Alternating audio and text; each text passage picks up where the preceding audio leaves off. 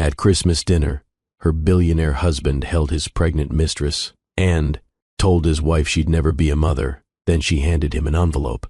The crystal chandeliers of the Montgomery Grand Ballroom reflected off 500 champagne glasses. As Marcus Montgomery stood at the podium, his hand possessively wrapped around another woman's waist. The woman was glowing, radiant, unmistakably pregnant, and she was not his wife. Isla Montgomery sat at table 3, her emerald dress catching the Christmas lights, watching. Her husband of 12 years hold his pregnant mistress in front of everyone who mattered. She watched him smile. She watched him lean into the microphone. And then she heard the words that would shatter her world into before and after. Marcus cleared his throat and began to speak. Ladies and gentlemen, thank you for joining us tonight. What was meant to be our annual Christmas charity celebration has become something far more significant. You see, marriage is supposed to be a partnership that produces legacy. But sometimes one partner simply cannot deliver what's needed. Isla felt every eye in the room turn toward her like weapons being loaded. Marcus continued, his voice steady and rehearsed. My wife Isla, sitting right there at table 3. She's a wonderful woman, talented, beautiful, devoted. But after 12 years of marriage, she hasn't been able to give me the one thing that matters most. She can't give me children. She can't give me an heir. She can't fulfill the most basic requirement of a Montgomery marriage. The room went silent except for the soft Christmas music still playing from hidden speakers. Someone gasped. Isla heard it clearly in the terrible quiet. And this, Marcus gestured to the pregnant woman beside him with something like pride in his voice. This is Celeste Brennan. She's carrying my daughter, my heir, the future of everything my family has built. I'm filing for divorce after Christmas so that I can marry the mother of my child and give her the legitimacy she deserves. The ballroom erupted into chaos. Whispers became exclamations, became full conversations as 500 guests tried to process the public execution they were witnessing. But Isla didn't cry, didn't scream, didn't fall apart the way everyone expected. Instead, she stood up, smoothed down her emerald dress, walked through the crowd that parted for her like she carried something contagious. She climbed the 3 steps to the stage where her husband stood with his pregnant mistress, and she reached into her evening bag. Marcus looked at her with confusion, then understanding, then something that might have been fear. Isla pulled out a cream-colored envelope and placed it on the podium right next to the microphone. She leaned in close enough that only Marcus could hear her next words. Congratulations on your daughter, she whispered. I hope she brings you everything you deserve. Then she turned to the 500 guests and spoke into the microphone one final time. Thank you all for bearing witness tonight. I've learned something valuable in my 12 years as a Montgomery. Some men measure a woman's worth by what she can produce for them, rather than who she is. Some men are only as faithful as their options. And some legacies, she paused, looking directly at Marcus, aren't worth preserving. She set the microphone down with deliberate care, removed both wedding rings from her finger, placed them beside the envelope, and walked off that stage with her head high and her heart in ruins. Behind her, she heard Marcus open the envelope, heard his sharp intake of breath, heard the murmur ripple through the crowd as those close enough saw what the envelope contained. A medical report, dated 3 weeks earlier, confirming that Isla Montgomery was not barren, was not broken, was not incapable of having children. In fact, she was 3 months pregnant. Have you ever been betrayed by the one person who promised to protect you? Have you ever had your deepest pain exposed in front of everyone you know? Have you ever discovered that the life you built was constructed entirely on lies? If you've ever felt underestimated, undervalued, or cast aside by someone who should have cherished you, this story is for you. Hit that like button right now and subscribe to Love and Twilights with Dr. Phillips, because what you're about to hear will remind you that sometimes the worst moments of our lives become the doorway to our greatest transformation. And listen, I want to know where you're watching from. Drop a comment right now. Tell me your city, your country, or just say I'm with you, Dr. Phillips, because we're about to go on a journey together. A journey about love and betrayal and the question that haunts us all. Can people really change? Or are some mistakes simply unforgivable? Let's find out together. This story begins not at that Christmas dinner, but 12 years earlier, when a young artist named Isla Hayes met an ambitious businessman named Marcus Montgomery at a gallery opening in Manhattan. Isla was 24 years old, fresh out of art school, displaying her work for the first time in a real gallery. She wore a dress she'd borrowed from her roommate and shoes that pinched her feet, but her eyes sparkled with dreams and possibilities. Her paintings covered one entire wall of the gallery, bold emotional pieces that explored themes of connection and isolation in modern life. Marcus was 27, already making waves in commercial real estate development, attending the gallery opening because his business partner's wife had dragged him there. He stood in front of one of Isla's paintings for 15 minutes, completely absorbed, and when she approached to introduce herself, he looked at her like she'd created something miraculous. "Tell me about this one," he said, gesturing to a painting of a woman standing at a window, half in shadow, half in light. Isla smiled. "It's about the moment before a decision, when you're standing between who you were and who you could become. That space where anything is possible but nothing is certain yet." Marcus stared at her. "I just bought a building," he said. 40 stories of glass and steel in Midtown, and every wall inside is blank and waiting for something meaningful. Would you be interested in a commission? That was how it started. Not with romance, but with respect. Marcus hired Isla to create art for his building. They spent months in meetings, discussing themes and colors and the emotional journey he wanted people to experience when they entered his space. And somewhere between the planning meetings and the installation days, they fell in love. Their courtship was a whirlwind. Marcus showed Isla parts of the city she'd never seen, rooftop restaurants and private clubs, and the kind of luxury she'd only imagined. But he also sat on the floor of her tiny studio apartment, eating takeout Chinese food while she painted. He asked her questions about her childhood and her dreams and what made her feel most alive. He listened like her answers mattered more than anything else in the world. 6 months after they met, Marcus proposed on the Brooklyn Bridge at sunrise. He didn't have a ring yet because he wanted Isla to design it herself. He just had a question and a promise. "Isla Hayes, will you build a life with me? I promise to support your art, respect your independence, and love you exactly as you are for as long as we both live." Isla said yes, with tears streaming down her face, believing every word. They married 3 months later in a small ceremony at the gallery where they'd met. Isla wore a simple white dress. Marcus wore a suit he'd owned for years. They wrote their own vows and promised to choose each other every single day, to build a partnership based on mutual respect and genuine love, to create a family that valued people over profit and connection over status. For the first 5 years, they kept those promises. Marcus's business grew exponentially. He went from developing single buildings to entire neighborhoods. His company, Montgomery Development Group, became one of the most respected names in commercial real estate. But he never let success change how he treated Isla. He came home for dinner most nights. He attended her gallery showings. He bragged about her talent to anyone who would listen. Isla's career flourished too. She became known for large-scale installations in corporate spaces, for art that made people feel something in environments designed for efficiency. She taught classes at a community center in Brooklyn. She mentored young artists. She built a life that mattered beyond just making beautiful things. They tried to have children starting in year 3. It seemed like the natural next step. They were financially stable, deeply in love, ready to expand their family. But month after month, the pregnancy tests came back negative. At first, they didn't worry. "These things take time," Isla's doctor assured them. "Just relax and let it happen naturally." But after 2 years of trying, relaxing wasn't working. They started fertility testing in year 5 of their marriage. Both of them went through extensive medical evaluations. The tests were invasive and expensive and emotionally exhausting. And every single test came back the same way. No clear explanation for their difficulty conceiving. Both of them appeared medically capable of having children. The doctors used words like unexplained infertility and suggested they keep trying, maybe with assistance. They tried intrauterine insemination 3 times. Each attempt cost thousands of dollars and came with hormone treatments that made Isla sick and emotional. Each attempt failed. They discussed in vitro fertilization, but the cost was astronomical and the success rate wasn't guaranteed.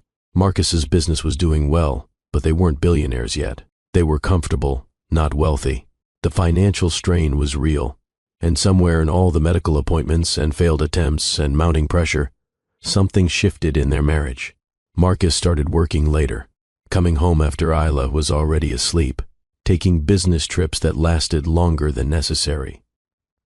He stopped asking about her art, stopped attending her gallery showings, stopped seeing her as anything except the woman who couldn't give him children. Isla felt herself becoming invisible in her own marriage.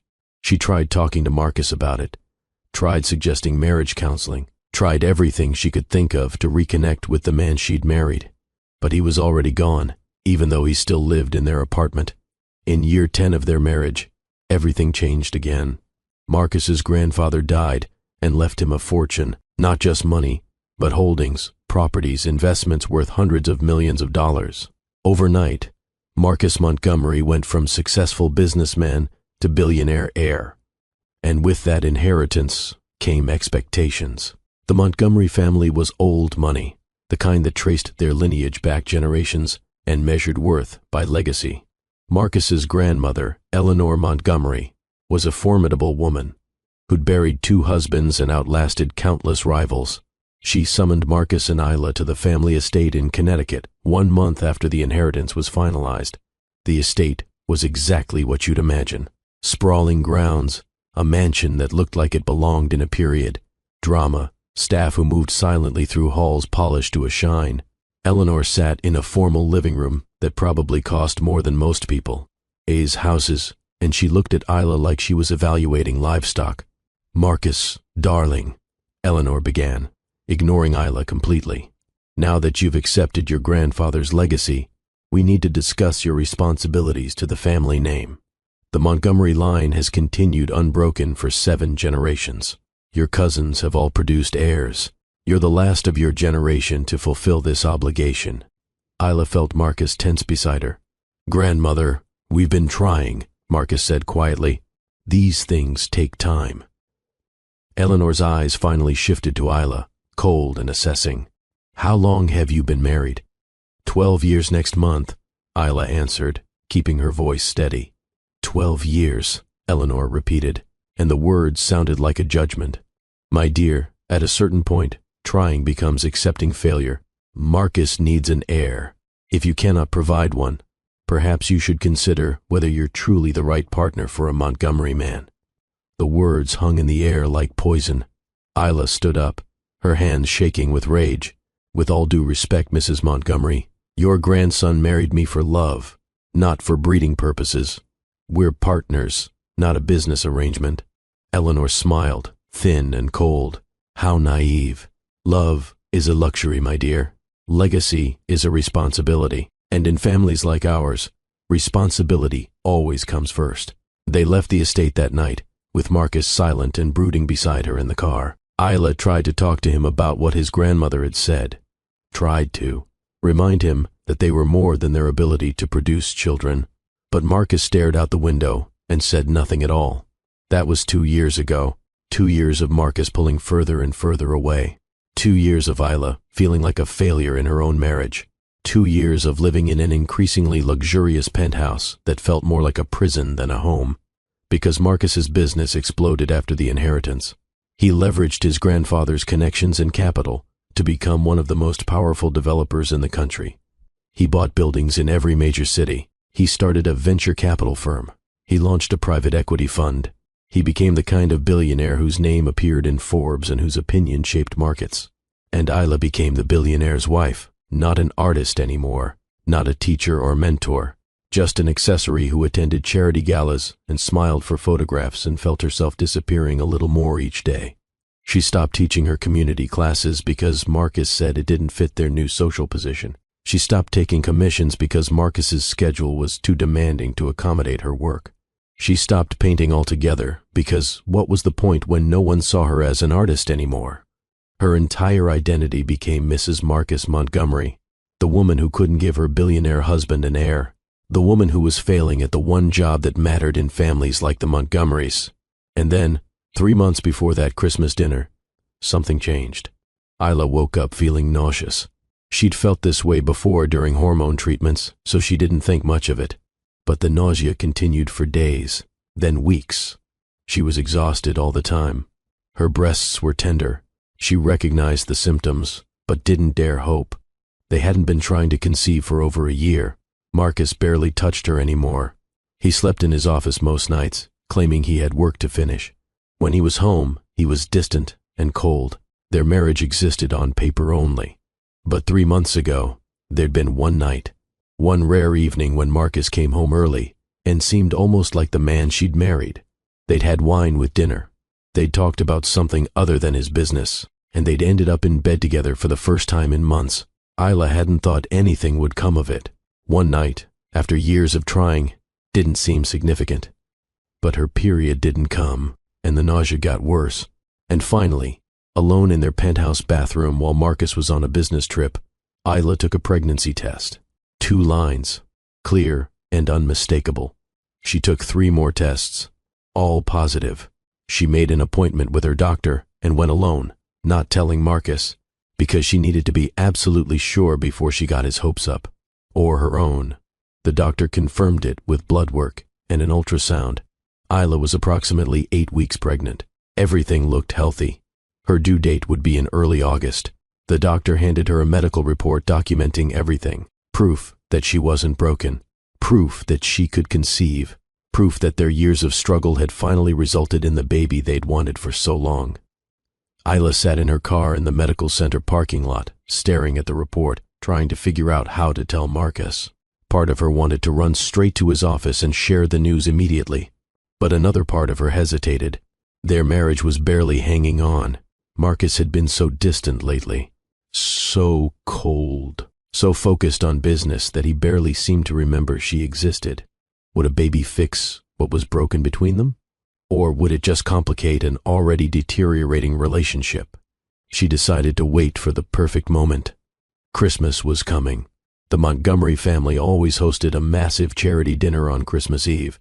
500 guests, black tie, the kind of event that got covered in society pages. It was the biggest night of the Montgomery social calendar. Isla would announce her pregnancy there, in front of Marcus's family and friends and all the people who'd watched her fail for years. She would prove that she wasn't broken, that their marriage wasn't over, that they could still have everything they dreamed about when they first fell in love. She had the medical report put into a beautiful cream-colored envelope. She planned what she would say. She imagined Marcus's face when he realized they were finally going to be parents. She had no idea that Marcus had his own announcement planned for that Christmas dinner, an announcement that would destroy everything.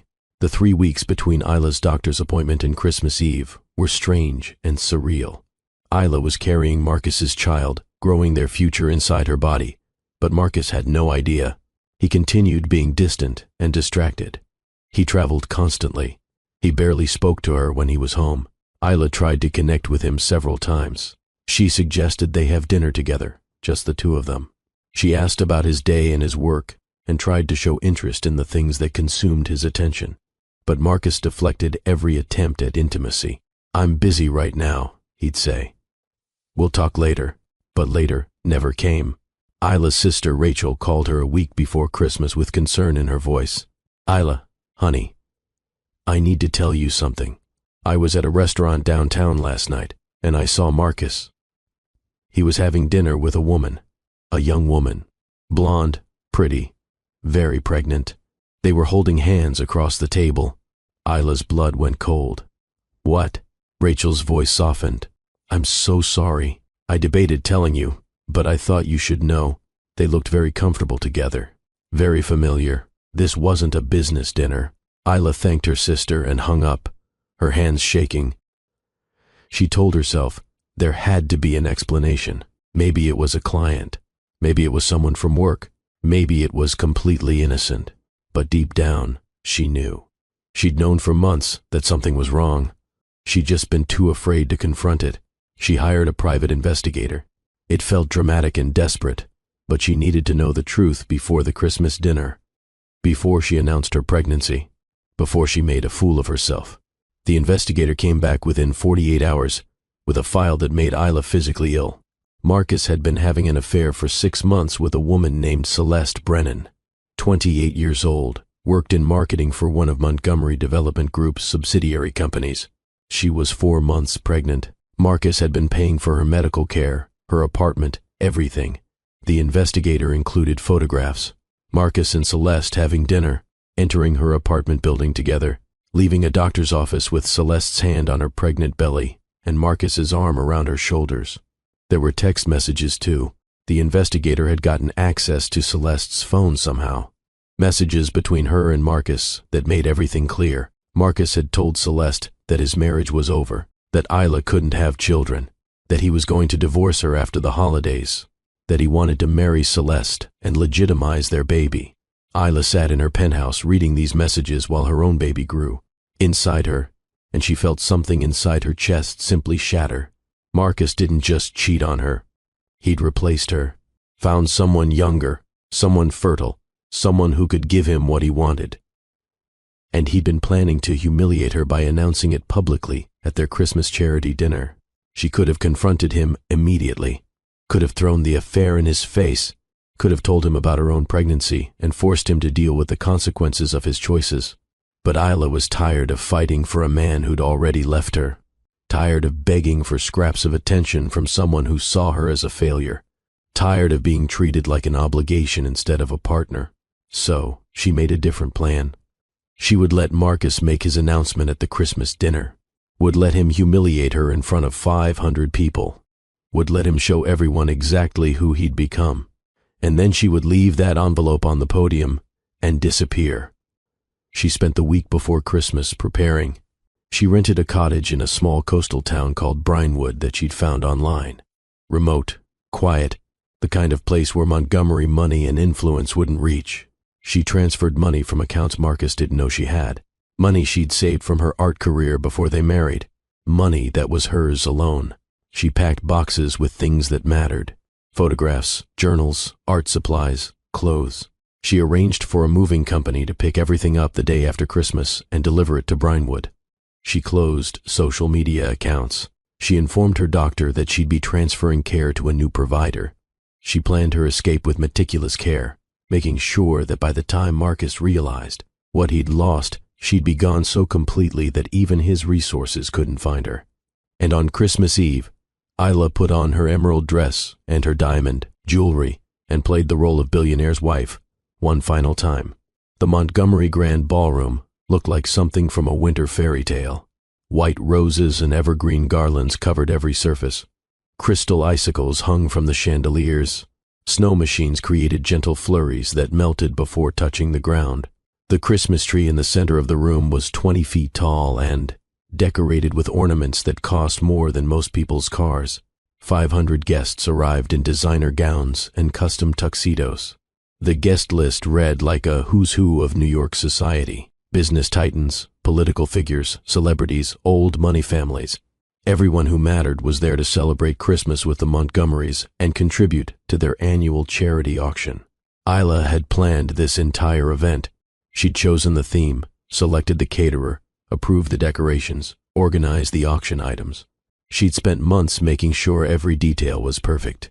And now she stood in the ballroom watching people admire her work, knowing it was the last thing she'd ever do as Isla Montgomery. Marcus arrived separately, which should have been Isla's first warning. He swept into the ballroom with his business partners, all of them laughing about something. He barely glanced at Isla, didn't compliment her dress, didn't acknowledge all the work she'd done to make this event happen. He just moved through the crowd shaking hands and making small talk like she didn't exist.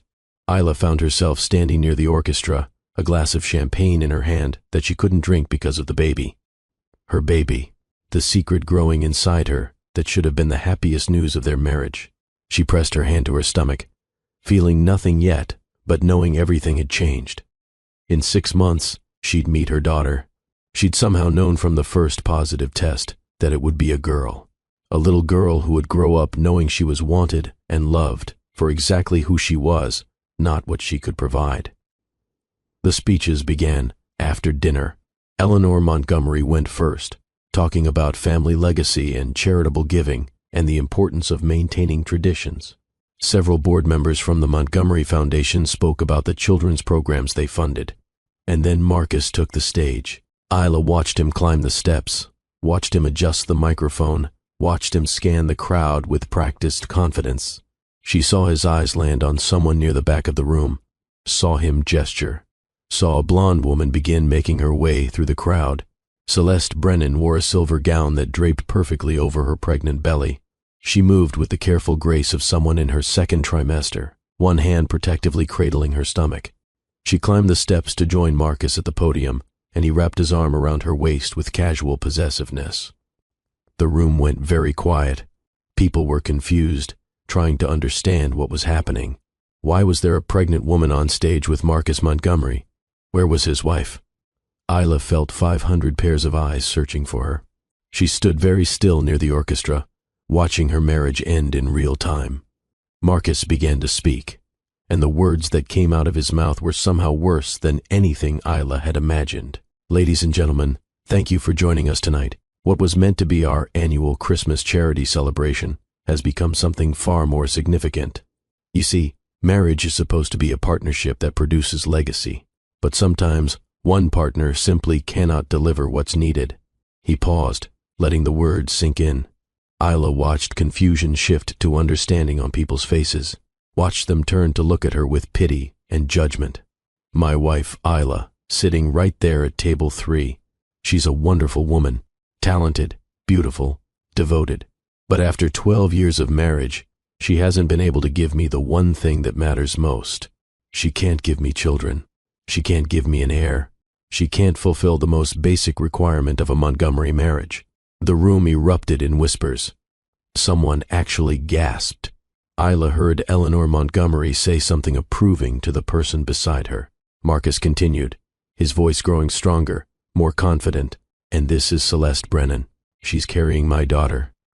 My heir, the future of everything my family has built. I'm filing for divorce after Christmas so that I can marry the mother of my child and give her the legitimacy she deserves. I'm making this announcement publicly because I believe in transparency, in honesty, in doing what's right for my family's future, even when it's difficult. He looked directly at Isla then, and his expression was almost apologetic. Almost. I hope everyone will understand that sometimes we have to make impossible choices. That legacy matters. That continuing the family name is more important than holding on to something that isn't working. The ballroom was chaos now. People talking over each other, phones appearing to capture the moment. Eleanor Montgomery nodding with satisfaction like this had all been planned, which, Isla realized, it probably had been. This wasn't just Marcus's decision. This was the whole family choosing legacy over humanity. Celeste stood beside Marcus with a practiced expression of sympathy, like she felt bad for Isla, but was resigned to being the other woman. She placed her hand on her pregnant belly in a gesture that drew everyone's attention to what she had that Isla apparently didn't. And Isla felt something inside her snap, not break, not shatter, snap into place. Clarity, cold, perfect clarity. She set down her champagne glass and began walking toward the stage. The crowd parted for her, everyone watching to see what the humiliated wife would do. Would she cry? Would she make a scene? Would she beg Marcus to reconsider? Isla climbed the 3 steps to the stage in her emerald dress and her borrowed dignity. She walked right up to Marcus, who looked at her with something like wariness, like he wasn't sure what she was capable of in this moment. Smart man. Isla reached for the microphone, and after a brief hesitation, Marcus handed it to her. The ballroom went silent, 500 people holding their collective breath to hear what she would say. Isla looked out at the sea of faces, people she'd known for years, people she'd worked with on charity committees, people she'd considered friends.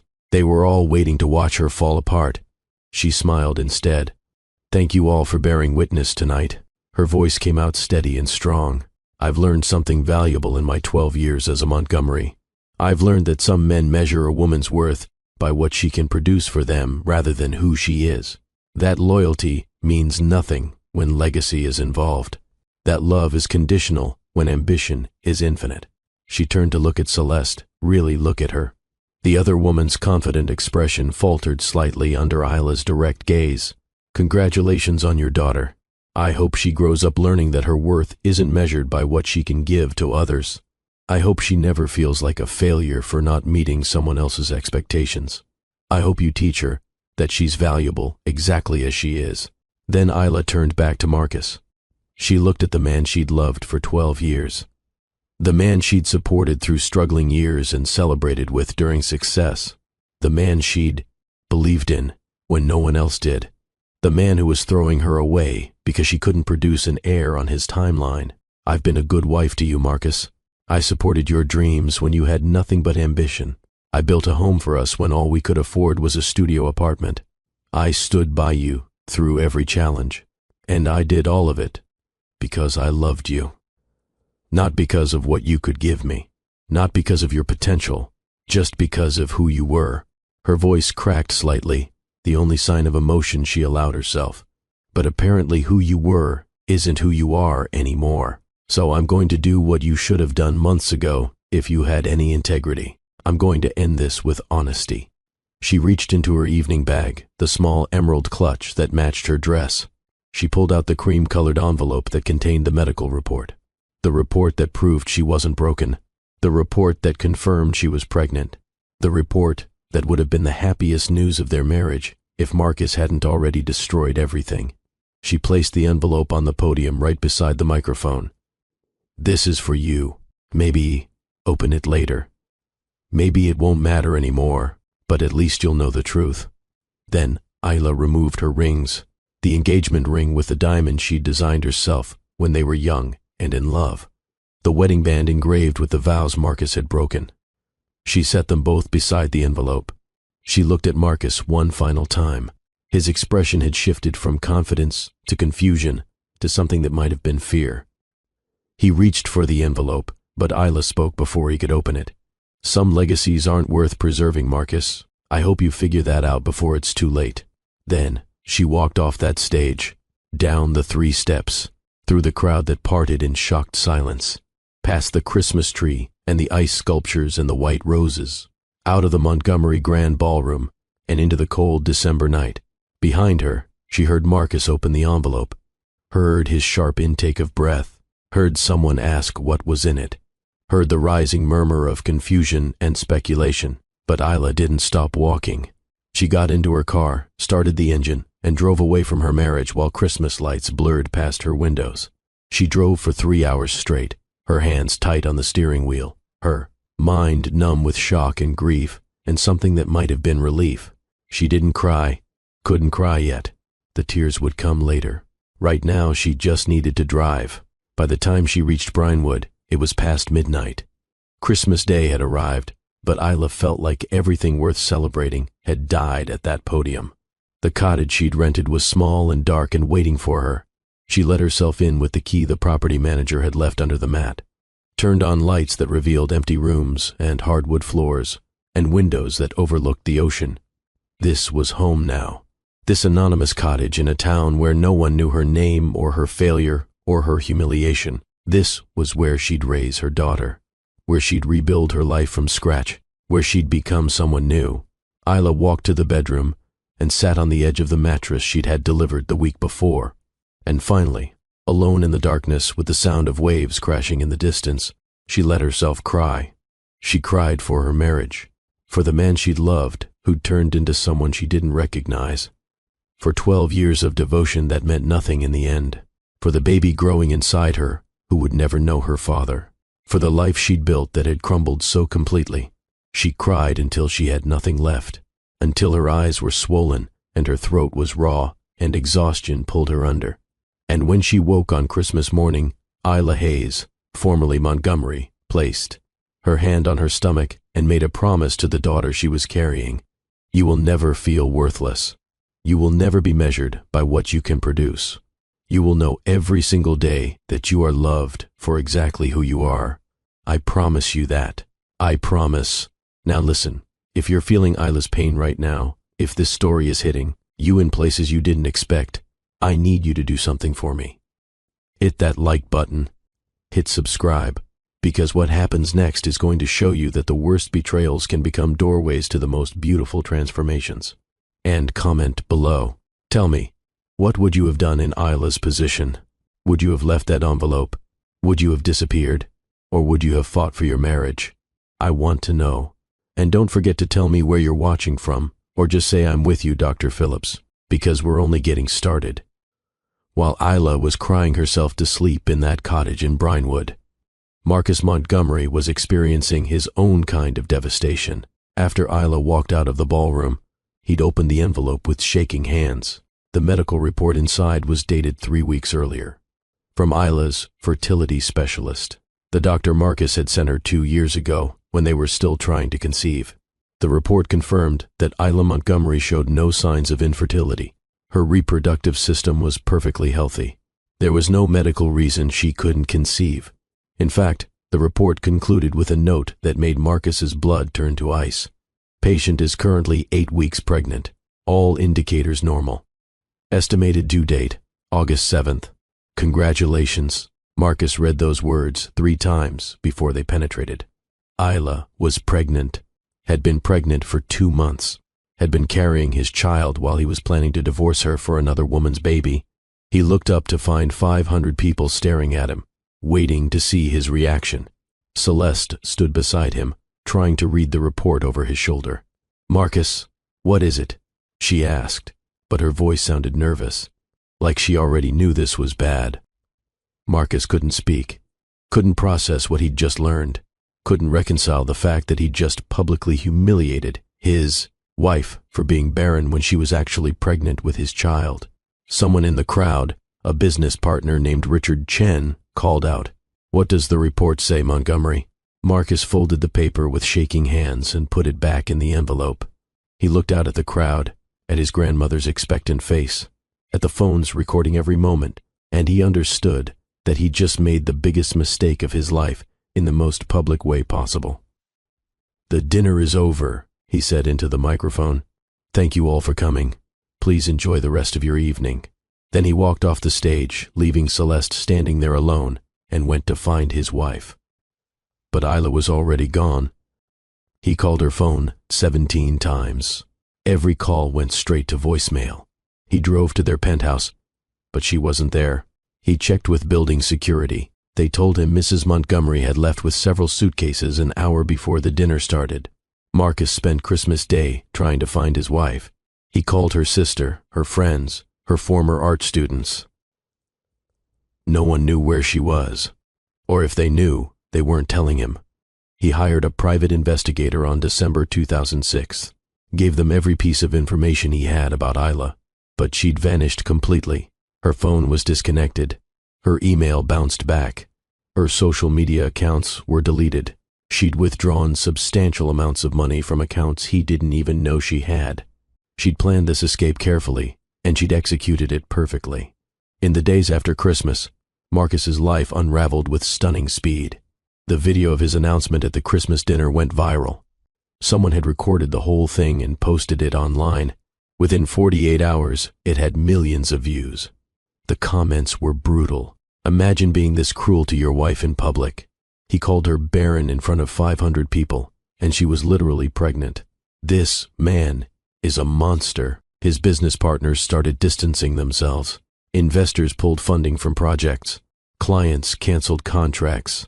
The Montgomery name, which had meant power and prestige for generations, became associated with cruelty and betrayal. And then, 1 week after Christmas, Marcus got the results from a medical test he'd requested months earlier but had forgotten about. His own fertility analysis, the one he'd ordered when he and Isla were still trying to conceive. The results were devastating. Marcus had a condition called oligospermia, low sperm count. Not impossible to father children, but significantly more difficult than normal. The specialist's note was clear. Natural conception would be challenging without treatment. Patient advised to seek fertility interventions. Marcus sat in his office reading this report and understanding the full scope of his failure. He'd blamed Isla for their inability to conceive when the problem had been at least partially his. He'd called her broken when he was the one who needed medical intervention. He'd humiliated her publicly for a failure that was his own. And then there was Celeste. Marcus hadn't paid much attention to the timeline of her pregnancy. She'd told him she was 4 months along, that the baby was his, and he'd believed her because he wanted to believe. Because having a child, any child, seemed like the solution to all his problems. But now he started asking questions, started demanding proof, started investigating. Celeste resisted at first. She told him he was being paranoid, that the stress of the situation was making him irrational, that of course the baby was his. But Marcus was a billionaire with unlimited resources and a desperate need to know the truth. He hired investigators. He had Celeste followed, and within 2 weeks he had evidence that destroyed any remaining illusions. Celeste had been seeing another man when she and Marcus started their affair, a man named Derek Hayes who worked in construction and had no money and no prospects, a man she'd left the moment Marcus showed interest in her. The investigators got phone records, text messages between Celeste and Derek where she explicitly stated that she wasn't sure whose baby she was carrying but hoped it was Marcus's because he was rich and Derek was broke. Marcus confronted Celeste in mid-January with all the evidence. She tried to deny it at first. Then she tried to justify it. Finally, she admitted the truth. "I don't know if the baby is yours," she said, her practiced sympathy replaced by cold calculation. "The timing works for either of you. But I chose you, Marcus. I chose your money and your name and your life. Doesn't that count for something?" Marcus arranged for a paternity test. Celeste fought him on it, threatened legal action, tried to leverage their relationship. But Marcus was done being manipulated. The test results came back in early February. 0% probability of paternity. The baby Celeste was carrying wasn't his. The heir he'd destroyed his marriage to claim didn't share his DNA. The future he'd publicly announced at that Christmas dinner was based entirely on lies. Marcus could have felt vindicated, could have used this information to prove he'd been deceived, could have gone public with Celeste's betrayal and shifted some of the blame away from himself. But it didn't matter.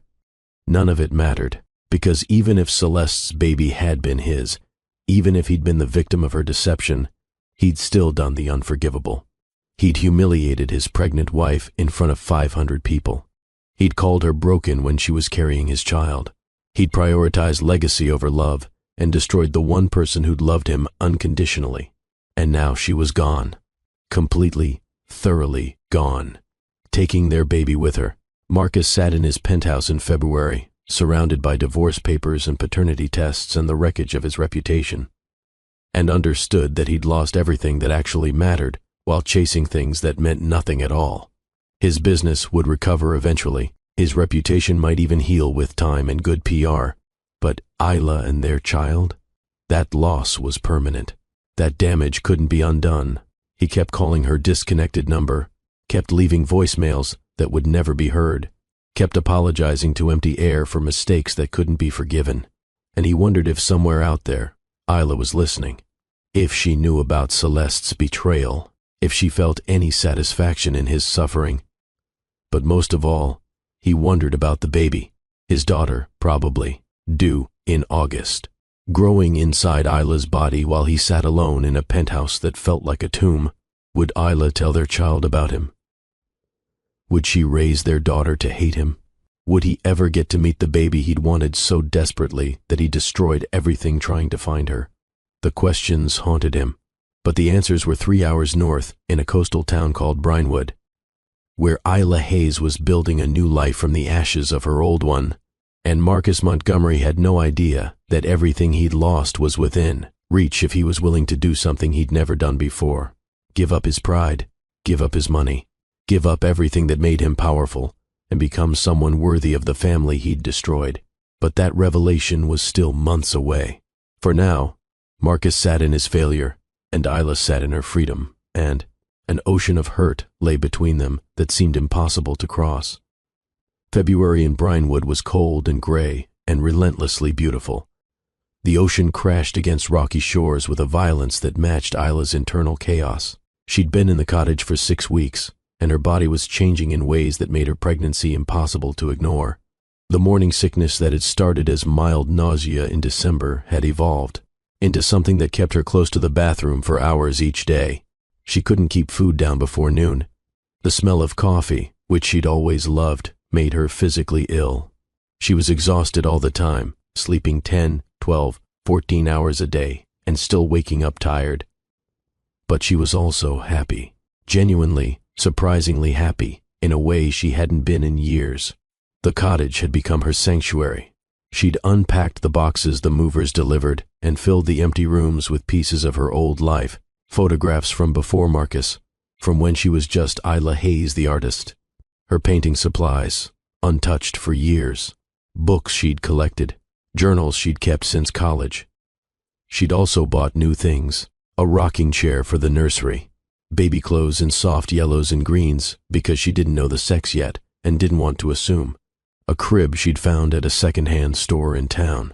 She was building a life for herself and her baby, and she was doing it with her own money and her own choices. Brinewood itself was exactly what Isla needed. The town had maybe 3,000 permanent residents, most of them connected to fishing or tourism, or the small arts community that had developed over the years. People here didn't care about billionaires or scandals or Manhattan society. They cared about whether you showed up when someone needed help, whether you contributed to the community, whether you were genuine. Isla met Margaret Cross her first week in town. Margaret owned the Lighthouse Inn and seemed to know everything about everyone in Brinewood. She was in her 60s, with steel gray hair and eyes that missed nothing. And she'd shown up at Isla's cottage with a casserole and questions. "You're the new girl renting the Hendricks place," Margaret had said, walking into Isla's cottage without waiting for an invitation. "Saw you at the grocery store yesterday, looking green around the gills. When are you due?" Isla had been so startled by the directness that she'd answered honestly. August, early August. Margaret had nodded like this confirmed something she already knew. Running from something or towards something? Both, Isla had admitted. Good. Running from the right things is just as important as running toward them. You need anything, you come find me at the inn. And I mean anything. Doctor, lawyer, friend, someone to hold your hair while you're sick. I've seen it all and helped with most of it. And just like that, Isla had her first friend in Brinewood. Margaret introduced her to Dr. Rachel Kim, who ran the women's clinic in town.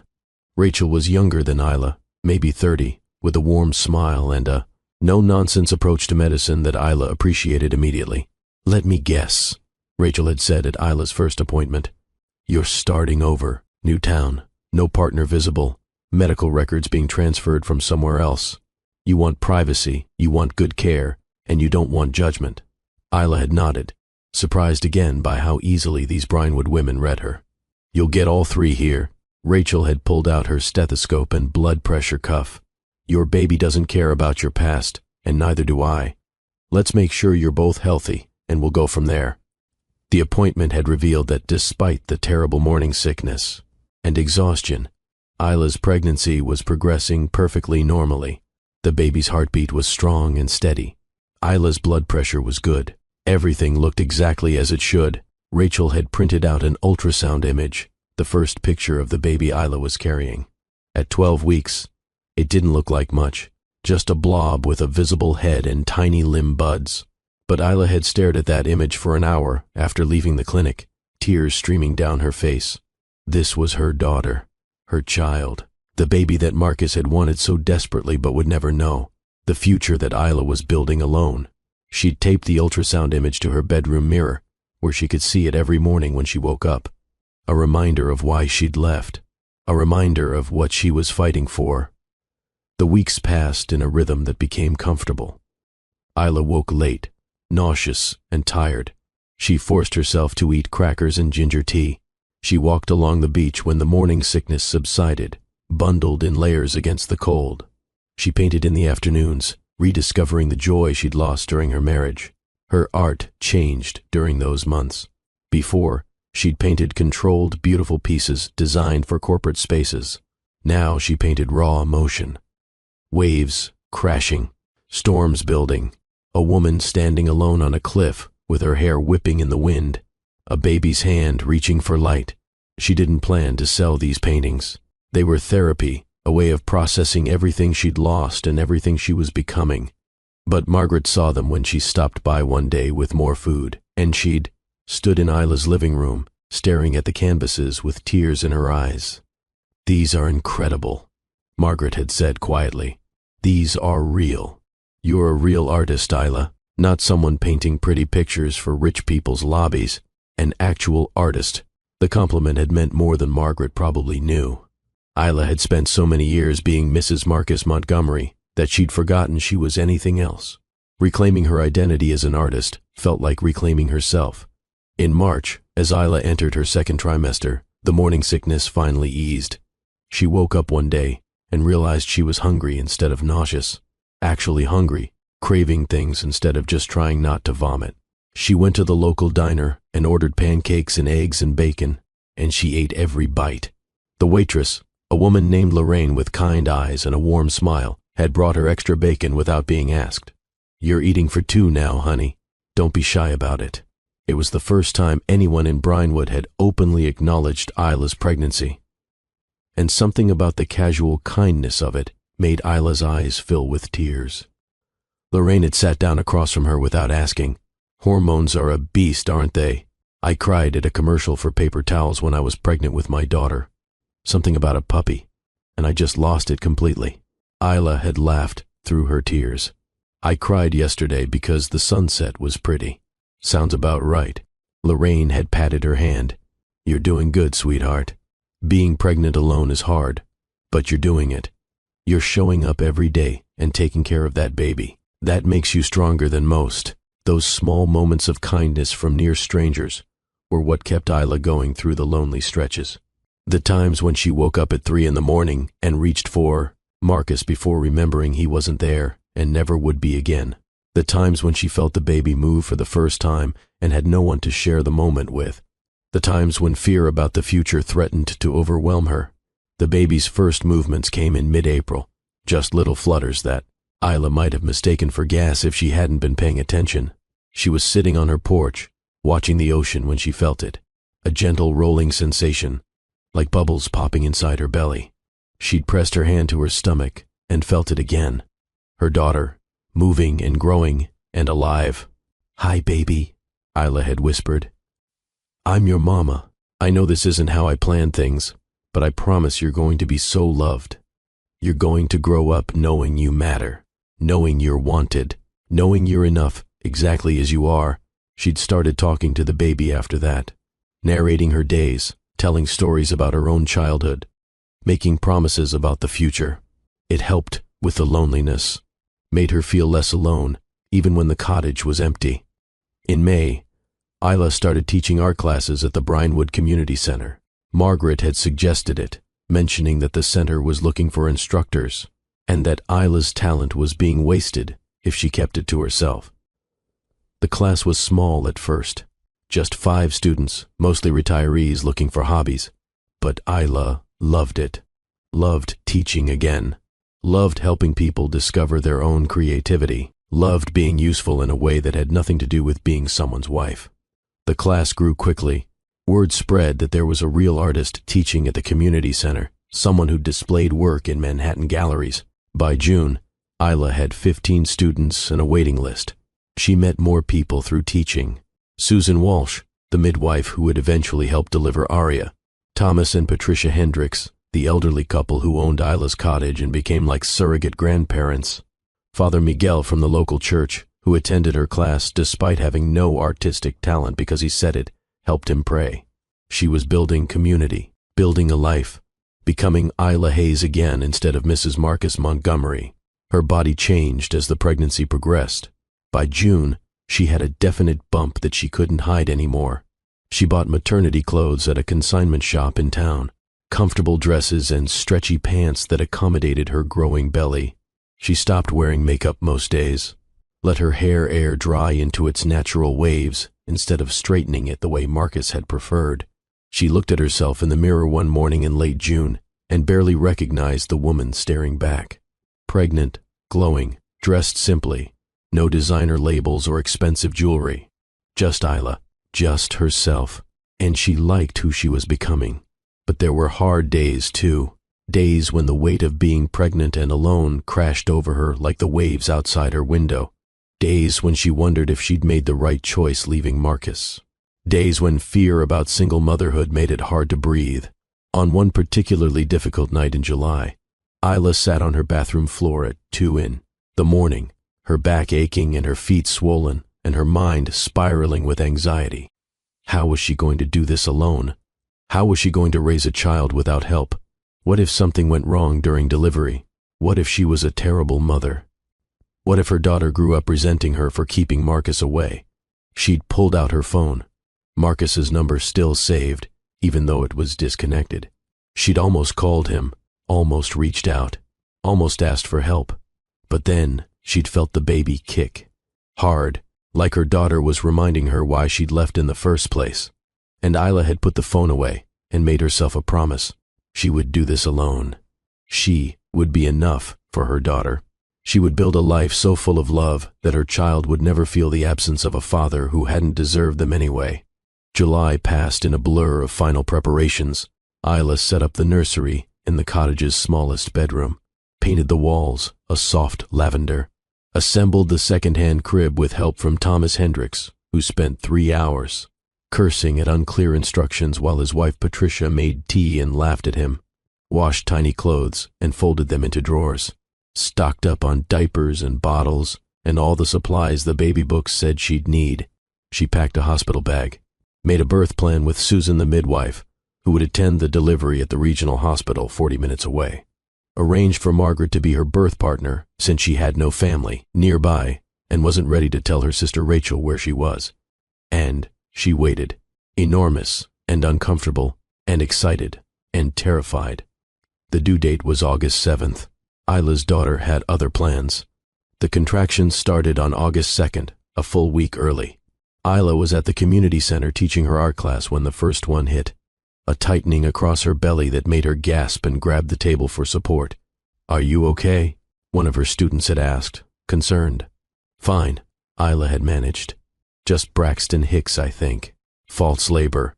Nothing to worry about." But 20 minutes later, another contraction came. Stronger this time. Unmistakable. Patricia Hendricks, who was in the class, had taken one look at Isla's face and started packing up supplies. "That's not false labor, dear. That's the real thing. We're getting you to the hospital." The drive to the regional hospital was the longest 40 minutes of Isla's life. The contractions were coming every 10 minutes by the time they arrived. Patricia stayed with her through admission, held her hand while nurses asked questions and checked her progress. 4 centimeters dilated, moving quickly for a first baby. They'd admitted her immediately. Susan the midwife arrived within an hour. Margaret showed up not long after, having driven like a madwoman when Patricia called her. And then it was just the 3 of them in a hospital room. Isla and 2 women she'd known for less than a year, preparing to bring a baby into the world. The labor was long and hard and more painful than anything Isla had imagined. The contractions built and built until they were coming on top of each other with no break in between. She begged for an epidural. Got one. It helped for a while, then wore off too soon. She was in labor for 14 hours. 14 hours of pain and fear and exhaustion. 14 hours of wondering if she could do this, if she was strong enough, if her body would know what to do. Margaret held one hand, Susan held the other. They talked her through every contraction, reminded her to breathe, told her she was doing great even when she felt like she was dying. And then, at 3:47 in the morning on August 3rd, after one final impossible push, Isla's daughter was born. The baby came out screaming, angry and alive and perfect. The doctor placed her on Isla's chest, and Isla looked down at this tiny human she'd created. This daughter who had dark hair matted to her head, and eyes squeezed shut, and fists waving at the injustice of being born. "Hi, baby," Isla whispered, tears streaming down her face. "Hi, Aria. I'm your mama. I've been waiting so long to meet you, Aria." The name had come to Isla in a dream a month earlier. It meant air, song, lioness, depending on the origin. It felt right. Felt like this tiny, fierce girl who'd survived the wreckage of Isla's marriage and arrived a week early because she was ready. Aria Quinn Hayes. No Montgomery.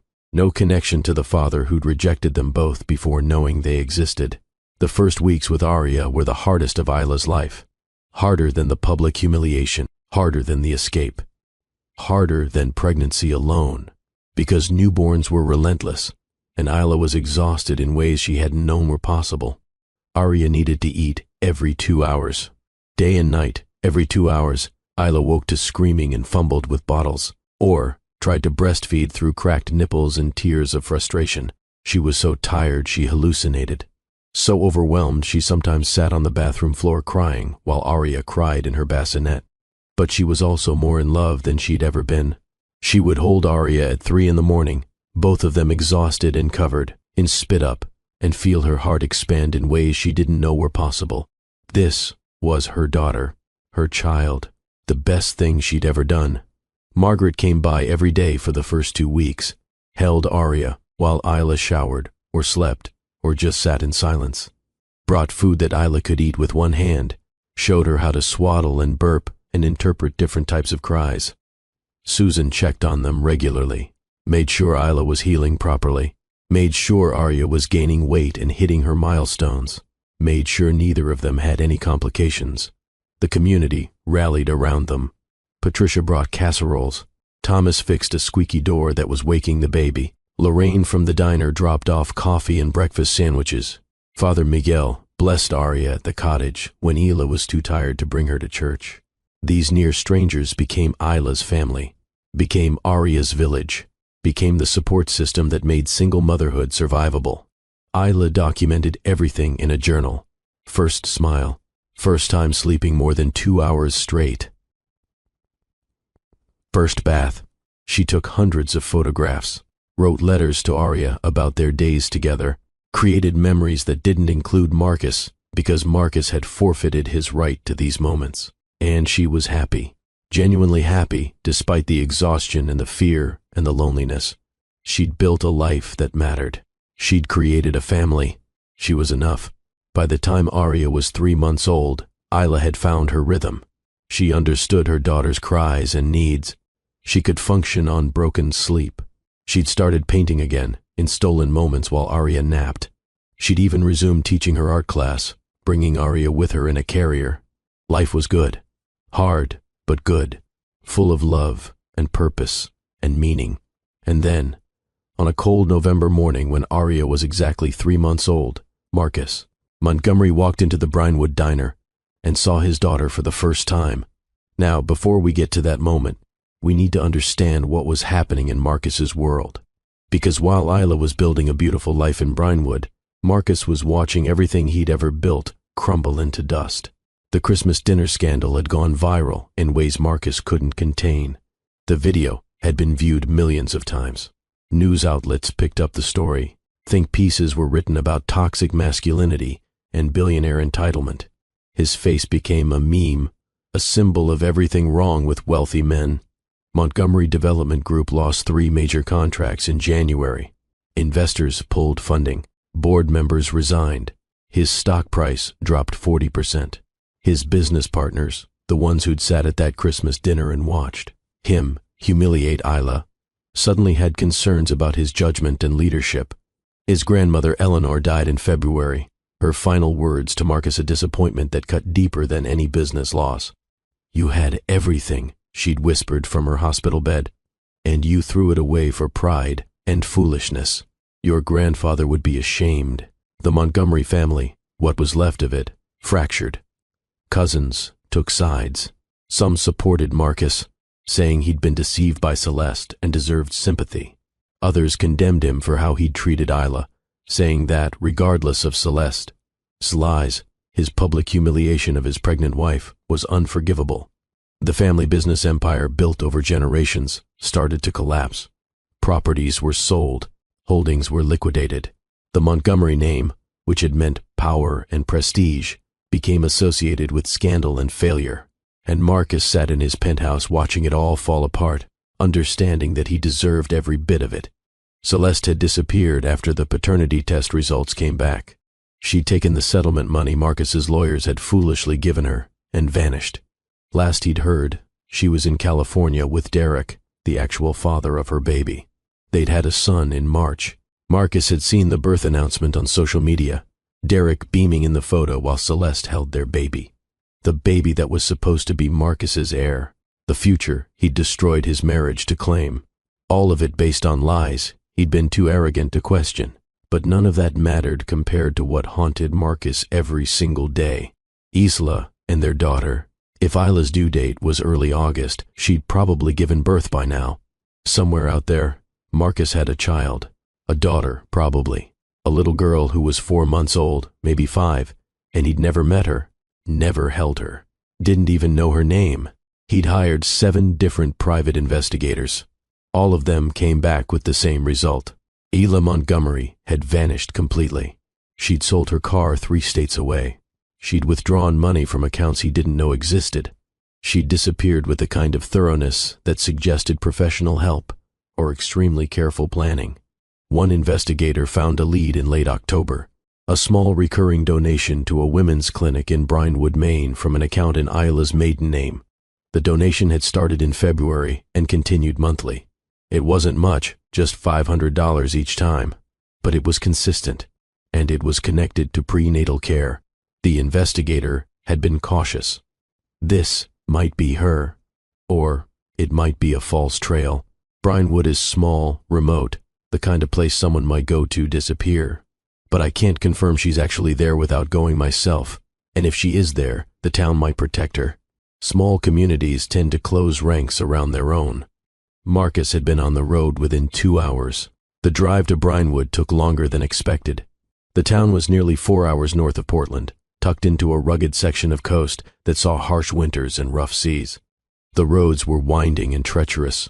The GPS lost signal twice, but Marcus kept driving, his hands tight on the steering wheel, his mind racing with what he'd say if he found Isla, how he'd apologize, how he'd explain, how he'd beg for a chance to know his daughter. He reached Brinewood just as the sun was setting, turning the ocean into liquid gold. The town was exactly as the investigator had described. Small, weathered, beautiful in a harsh way. Fishing boats lined the docks. Houses clung to cliff sides. Everything looked worn by salt and wind and time. He checked into the Lighthouse Inn, the only accommodation available. The owner, a steel-haired woman who introduced herself as Margaret Cross, looked at him with immediate suspicion. "Just passing through?" she'd asked, her tone suggesting she didn't believe him. "Looking for someone, actually," Marcus had admitted. "A woman who might have moved here earlier this year.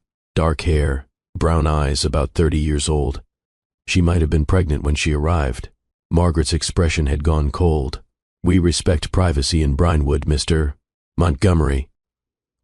Marcus Montgomery. Recognition had flashed in Margaret's eyes, followed by something that looked like anger. "I see. Well, Mr. Montgomery, Brinewood is a small town. If someone came here to escape something, to build a new life, we tend to support that. We don't tend to help people who might disrupt the peace they've found. So she is here," Marcus had said, his heart pounding. "I didn't say that." Margaret had handed him a room key. "Breakfast is at 8. Check-out is at 11. I'd suggest you don't stay longer than necessary." Marcus had barely slept that night. He'd lain in the unfamiliar bed listening to the ocean and wondering if Isla was somewhere in this town, if his daughter was sleeping in a nearby house, if he'd driven 4 hours only to be stonewalled by an entire community. The next morning, he'd gone to the diner Lorraine's place according to the faded sign. He'd ordered coffee and sat by the window, watching the town wake up. Fishermen heading to the docks, shop owners opening their businesses, a few tourists bundled against the November cold. And then the door had opened, and Isla had walked in. She looked different. Her hair was shorter, wavy, and natural instead of styled. She wore jeans and a wool sweater and practical boots. No makeup, no jewelry, no designer labels. She looked younger somehow, lighter, happy. And in her arms, strapped to her chest in a baby carrier, was a little girl. Marcus had frozen, his coffee cup halfway to his mouth. The baby was tiny, dressed in a pink snowsuit with a knit hat covering her head. All Marcus could see was her face, round cheeks, rosebud mouth, eyes that were closed in sleep. His daughter, he knew it with absolute certainty. That was his child. Isla had been laughing at something the waitress said, completely unaware that Marcus was there. She'd walked to a booth near the back, sliding in carefully so as not to wake the baby. She'd ordered something Marcus couldn't hear. And Marcus had sat there paralyzed, trying to figure out what to do. He could approach her, could walk over to that booth and say her name, could see her reaction, force a confrontation with her, could walk over to that booth and say her name, could see her reaction, force a confrontation, demand to be part of his daughter's life. Or he could wait, could observe, could try to understand what Isla's life looked like now before he disrupted it. He'd chosen to wait, which was probably the first unselfish decision he'd made in years. He'd watched Isla eat breakfast while the baby slept against her chest, watched her chat easily with the waitress and with other people who stopped by her booth, watched her pull out a sketchbook and draw one-handed while she drank her coffee. She looked content, peaceful, like she belonged here, and Marcus had understood, sitting in that diner, that Isla had built a life without him. A good life, a life where she was valued and connected and happy, a life that didn't need him to be complete. The realization had hurt more than anything that came before. Isla had left the diner after about an hour, the baby still asleep in her carrier. Marcus had watched through the window as she walked down Main Street, stopping to talk to an elderly couple, waving at someone across the street. She moved through Brinewood like she'd lived there for years instead of months. Margaret had appeared at Marcus's table with the coffee pot. She'd refilled his cup without asking, and sat down across from him. "That's what happiness looks like," she'd said quietly. "In case you've forgotten, she's built a good life here. That baby is loved by this entire town. They have community and support and peace. You showing up threatens all of that." "I'm her father," Marcus had said. "That's my daughter. Biology doesn't make you a father. Showing up makes you a father. Being there makes you a father. And you weren't there when it mattered." Margaret's voice had been sharp. "Isla told me what you did. The whole town knows. You called her barren in front of 500 people while she was carrying your child. You chose another woman's baby over your own wife. You don't get to walk in here now and claim rights you abandoned." The words had hit like physical blows. Marcus had known he deserved them, but hearing them spoken so bluntly made it impossible to hide from what he'd done. "What's her name?" he'd asked. "My daughter. What's her name?" Margaret had studied him for a long moment. "Aria. Her name is Aria Quinn Hayes. She's 3 months old. She's healthy and happy and surrounded by people who love her. And Isla is the best mother I've ever seen. She's doing it all alone, and she's doing it beautifully. I want to meet her." Marcus's voice had broken. "I want to know my daughter. That's not your choice anymore. That's Isla's choice. And given what you did to her, I'd say your chances aren't good." Margaret had stood up. "My advice? Get in your fancy car and drive back to whatever city you came from. Let them have their peace. You've already done enough damage." But Marcus hadn't left. He couldn't leave. He'd seen his daughter, and that brief glimpse had changed everything.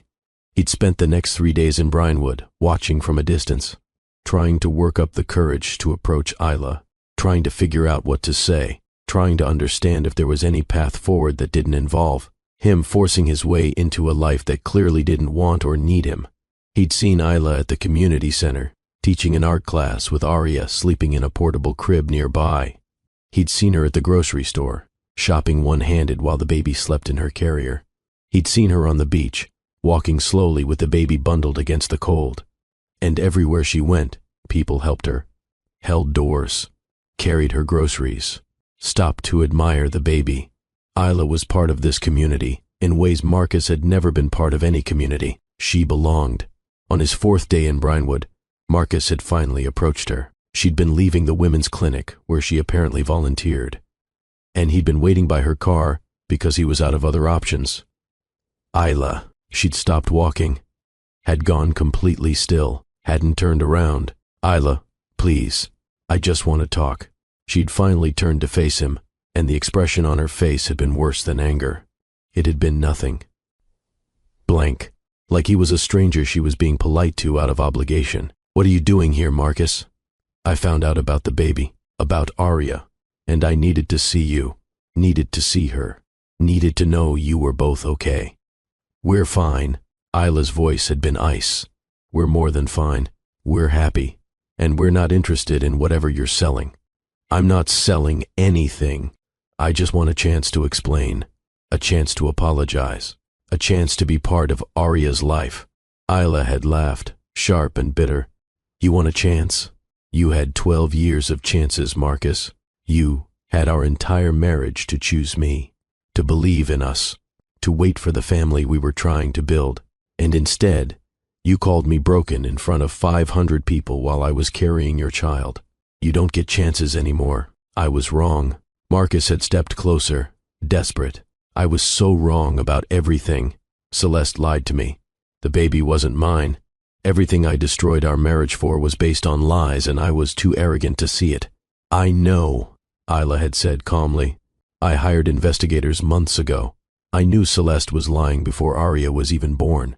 I knew you were walking into a trap, and I didn't warn you." The admission had shocked Marcus into silence. Isla had continued, her voice steady. "I wanted you to feel what I felt. I wanted you to invest everything in that baby, to rebuild your identity around being a father, and then have it ripped away. I wanted you to experience a fraction of the betrayal I experienced, and I'm not proud of that. But watching you destroy yourself was the closest thing to justice I could imagine. So you knew. You knew I was being deceived, and you let it happen." "Yes, and I'd do it again." Isla had shifted Arya in her arms. The baby was starting to wake up, making small sounds. "Because what you did to me at that Christmas dinner was unforgivable, Marcus. You didn't just end our marriage. You tried to destroy who I was. You tried to make me believe I was worthless because my body didn't perform on your timeline." She'd looked down at Arya, who was now fully awake, and staring up at her mother with wide gray eyes. Eyes that looked exactly like Marcus's. "But you were wrong. I'm not broken. I'm not worthless. I built a life here that matters. I have a daughter who will grow up knowing she's valuable for who she is, not what she can produce. And I have peace. Finally, after 12 years of trying to be enough for you, I have peace."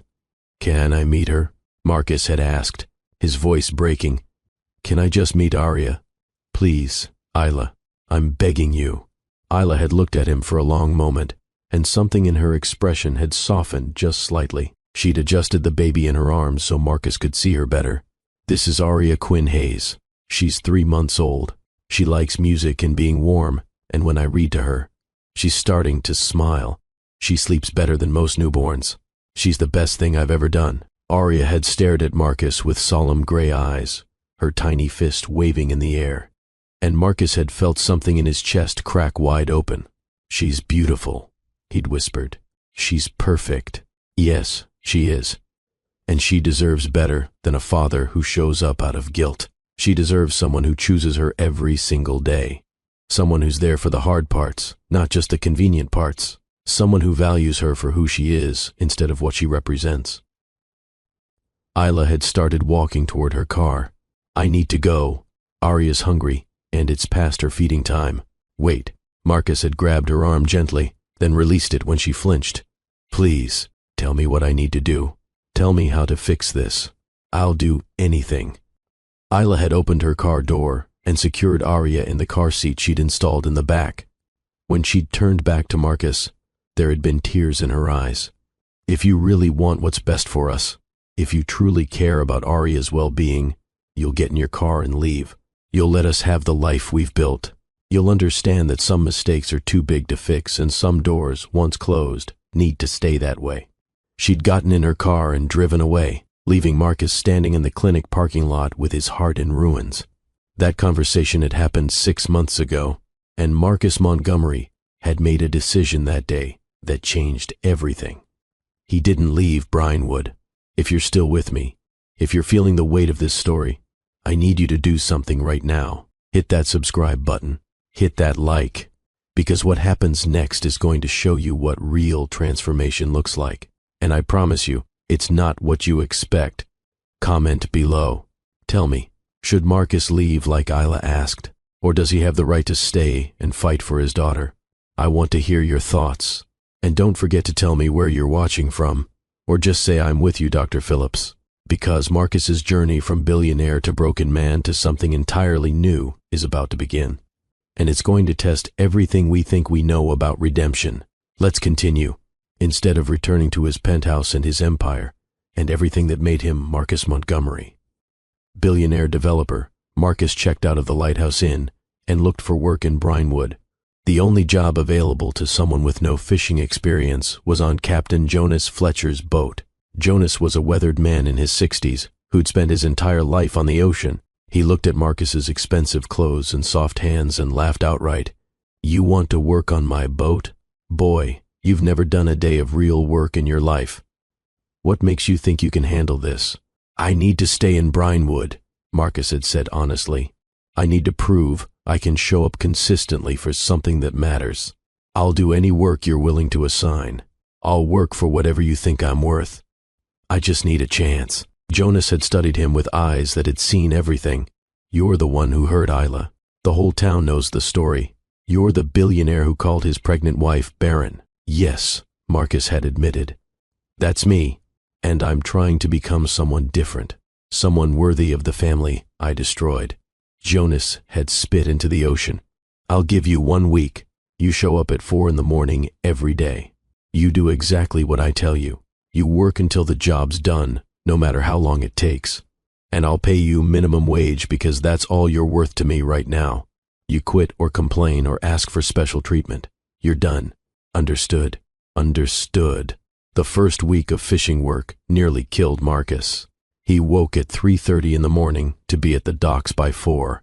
The work was brutal, hauling nets that weighed more than he did, gutting fish until his hands were raw and bleeding, scrubbing decks in freezing temperatures, working 12, 14, 16-hour days. His body rebelled, his back screamed, his hands blistered and bled. His muscles ached in ways he didn't know were possible. He'd been a weekend gym goer in his old life, maintaining an acceptable level of fitness for appearance sake. This was different. This was labor that broke you down and rebuilt you. But he showed up. Every morning at 4, Marcus was on that dock, waiting for Jonas. And every night, no matter how late they returned, Marcus finished his tasks before leaving. The crew treated him with open contempt at first. They knew who he was, knew what he'd done. They gave him the worst jobs deliberately, testing whether he'd quit. They mocked his technique, his weakness, his inability to keep up. Marcus took it all without complaint, because he understood that he deserved every bit of it. By the end of the first week, Jonas had grudgingly admitted that Marcus could stay on, not because he was good at the work, he wasn't, but because he showed up and didn't quit and seemed willing to learn. Marcus found a tiny apartment above the bait shop, 1 room with a hot plate, a mattress on the floor, a bathroom barely big enough to turn around in. It cost him most of his minimum wage earnings, leaving almost nothing for food or other expenses. He sold his expensive watch to pay the first month's rent, traded his designer clothes for practical work gear from the secondhand store, learned to budget his meager earnings to cover food and housing with nothing left over. The billionaire who'd owned properties in every major city now lived in a 1-room apartment that smelled like fish and squeaked when the wind blew. And he was grateful for it, because every day in Brinewood was a day he could see Aria, even if it was from a distance. He'd catch glimpses of Isla and the baby around town. At the grocery store, community center, walking on the beach, he never approached them, never tried to force interaction, just watched his daughter grow from afar and ached with everything he'd missed. Aria started smiling at 4 months. Marcus saw it happen at the diner. Isla had been talking to Lorraine when Aria suddenly broke into a huge gummy grin, and Marcus had watched from across the room with tears in his eyes, his daughter's first smile, and he wasn't part of it. The months passed in a rhythm of work and exhaustion and slow transformation. Marcus's hands calloused. His body grew strong from constant labor. His entire existence became about proving he could show up consistently, even when it was hard. Especially when it was hard. He started fixing things around town without being asked. The broken gate at the community center appeared repaired one Saturday morning. The loose railing on Mrs. Patterson's porch was secured. The playground equipment that had been deemed unsafe was fixed and reinforced. Marcus did this work in his limited free time, using skills he learned from YouTube videos and trial and error. He never left notes or took credit. just quietly made himself useful. The town noticed.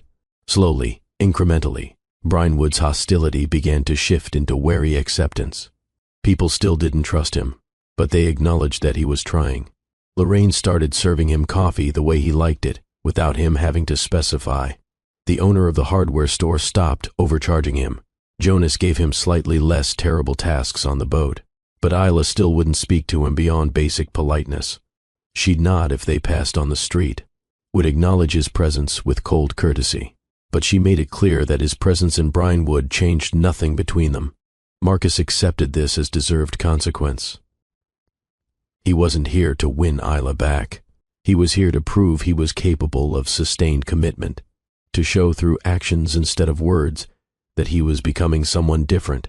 8 months into his exile in Brinewood, on a warm June day when Arya was nearly a year old, Marcus was repairing a fence outside the clinic when he heard Isla's voice raised in alarm. "Arya, no!" He'd looked up to see the baby, who was apparently walking now, toddling toward the street, moving fast on unsteady legs, heading directly into traffic. Marcus had dropped his tools and run. He'd scooped up Arya just before she reached the road, his heart pounding, his hands shaking with adrenaline. Arya had looked up at him with solemn gray eyes, her tiny hand patting his face. "Dada," she'd said, the word unclear but unmistakable, and Marcus's entire world had stopped. Isla had appeared seconds later, frantic with fear. She'd taken Arya from Marcus's arms without a word, checking her daughter over for any injury. For just a moment, they'd stood close enough that Marcus could smell Isla's shampoo, could see the flecks of gold in her brown eyes, could remember what it felt like to know her completely. "Thank you," Isla had whispered, her voice cracking. "Always," Marcus had said. "I'll always keep her safe. Both of you." Isla had looked at him then, really looked at him, and something in her expression had shifted.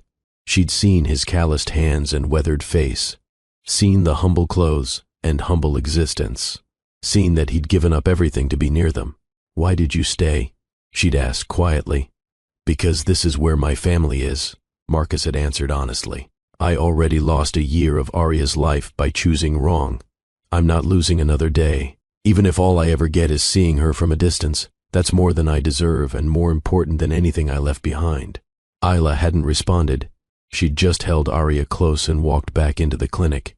But the next day, when Marcus was eating lunch alone on the dock, she'd sat down beside him with careful distance between them.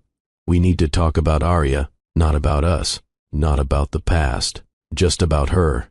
"Okay," Marcus had said, his heart pounding. "She's walking now, talking a little. She's curious and fearless, and it terrifies me. I'm doing this alone, and I'm terrified I'm going to mess her up somehow." "You're an amazing mother," Marcus had said. "I've watched you with her. The way you're patient with her moods, the way you make everything a learning opportunity, the way you love her. She's lucky to have you." Isla had been quiet for a moment. "She called you Dada yesterday. She's never done that before.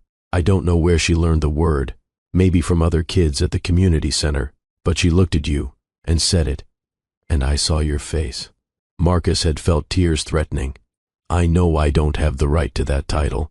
I know I haven't earned it." But hearing it, even just that once, it meant everything. They'd sat in silence, watching fishing boats return to the harbor. Then Isla had spoken again. "There's a birthday party next month. Arya's turning 1. I've been planning it for weeks. Just a small thing at the cottage with people from town who've helped us. I'm telling you this because if you want to come, you can, just for an hour, just to be there. No promises beyond that. Just 1 hour on her birthday." Marcus had looked at her, unable to believe what he was hearing. "Yes, thank you. I'll be there." Isla had stood up then, preparing to leave. "I can't forgive you yet. I don't know if I ever can. What you did at that Christmas dinner broke something inside me that might not heal. But Arya deserves to know her father if her father is someone worth knowing. You've spent a year proving you can show up. So show up to her birthday, and we'll see what happens after that." She'd walked away, leaving Marcus sitting on that dock with hope flooding through him for the first time in over a year. The birthday party was exactly what Isla had described. Small, intimate, held at her cottage with maybe 15 people. Margaret and Lorraine and Jonas and Father Miguel, and all the Brinewood residents who'd helped Isla survive single motherhood. Marcus had arrived exactly on time, carrying a gift he'd made himself.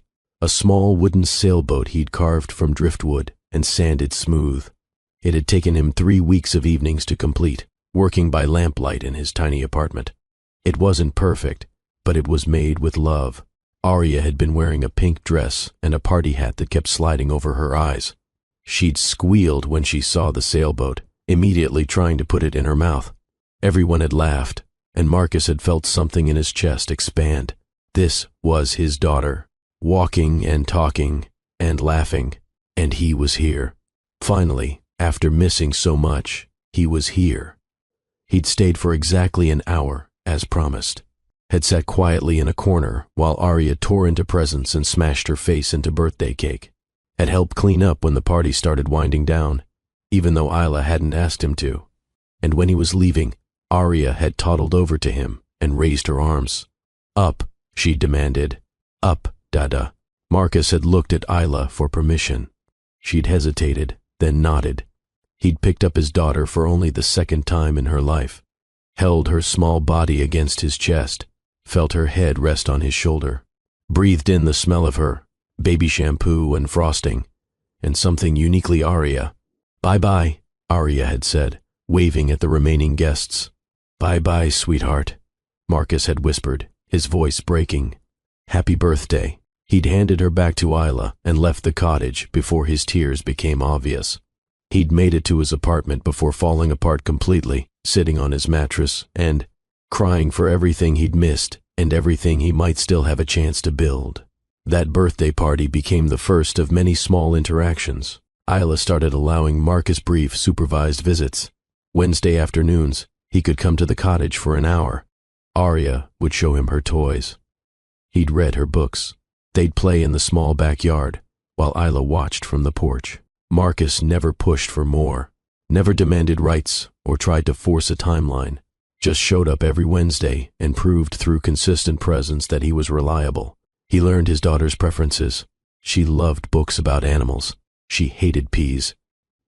She had a stuffed rabbit named Whiskers that she carried everywhere. She was fearless on the playground, but terrified of loud noises. He documented everything in a journal, trying to make up for the year he'd missed, writing down each new word, each milestone, each moment of progress. Arya started calling him Dada consistently, started looking for him on Wednesday afternoons, started running to him when he arrived and crying when he had to leave. And Isla watched it all with an expression Marcus couldn't quite read. Not forgiveness, not yet, but something softer than the ice she'd shown him at the beginning. 2 years passed this way. Marcus working on the fishing boat, living in his tiny apartment, spending Wednesday afternoons with Arya, slowly, incrementally, earning back something he'd thought was lost forever. His businesses in New York had been liquidated by court order after he'd stopped managing them.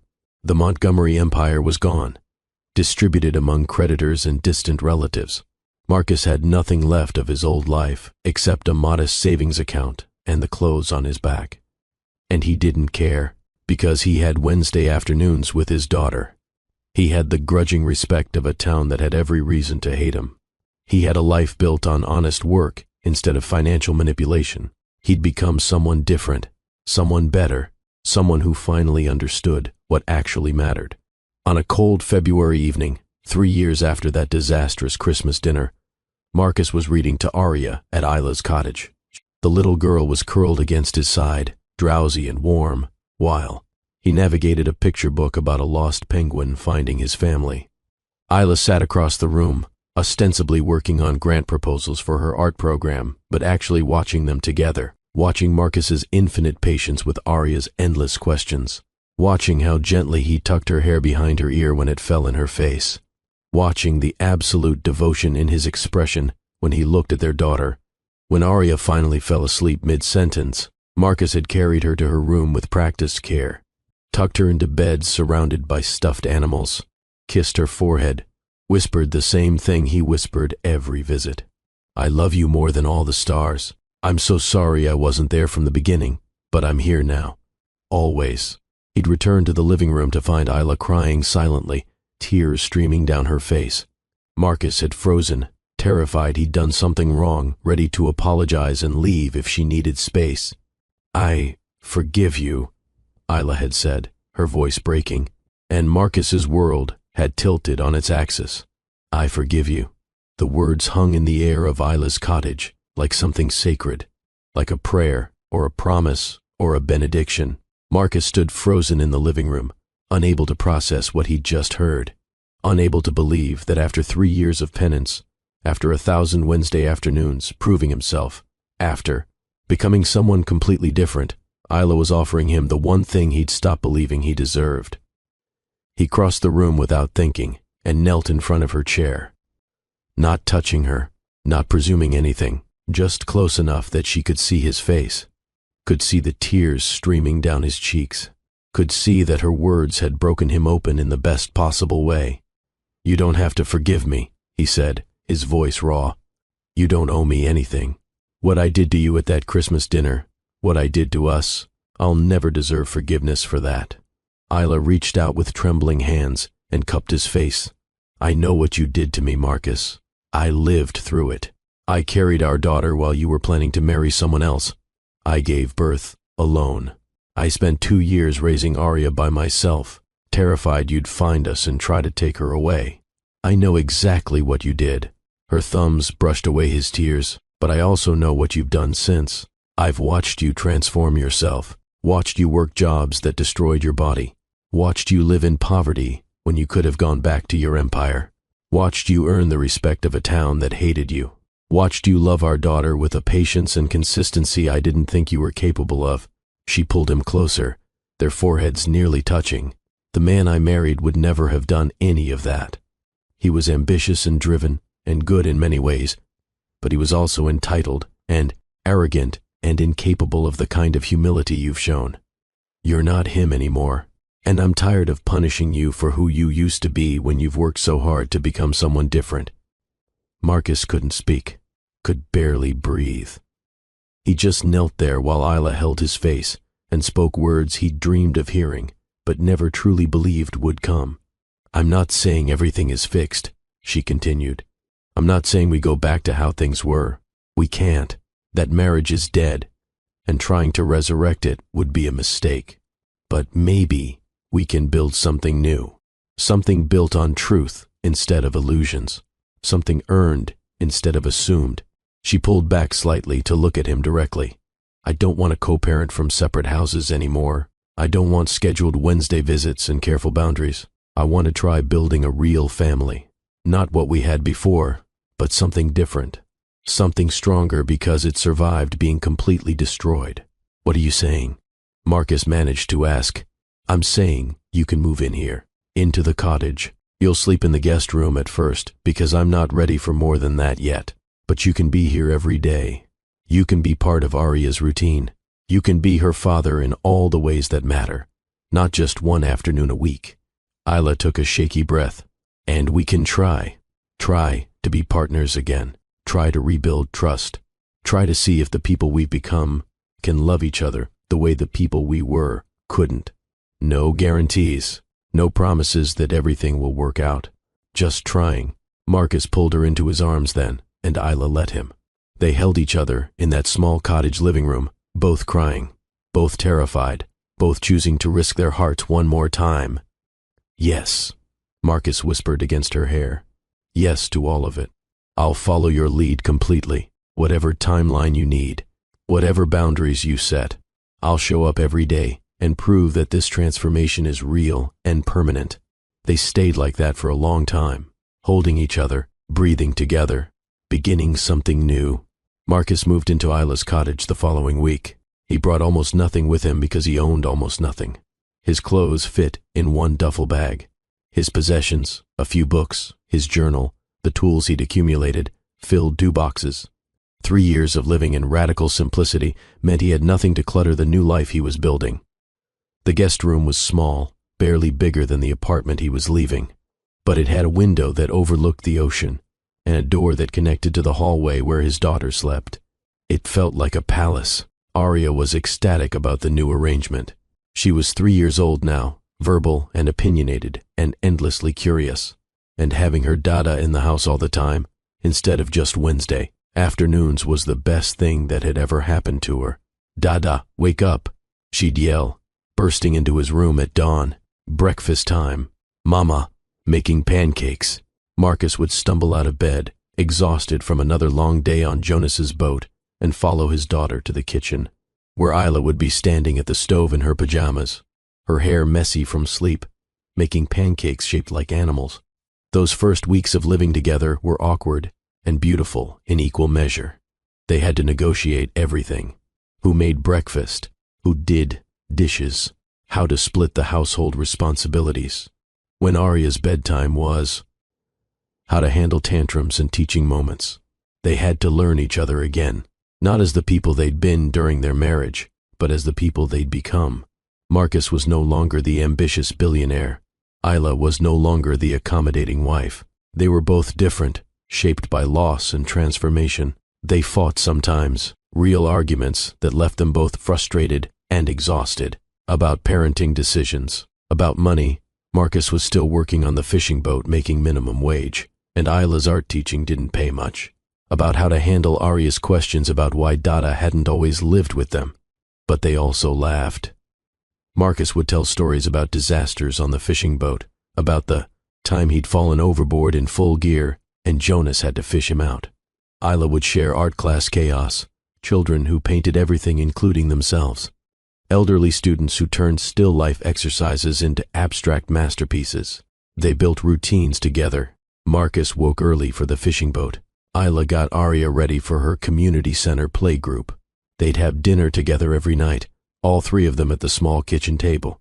Then bath time, story time, tucking Arya into bed with her stuffed rabbit and her sailboat nightlight. And after Arya was asleep, Marcus and Isla would sit on the porch watching the ocean, sometimes talking about their days, sometimes sitting in comfortable silence, slowly rebuilding the intimacy that had been destroyed 3 years earlier.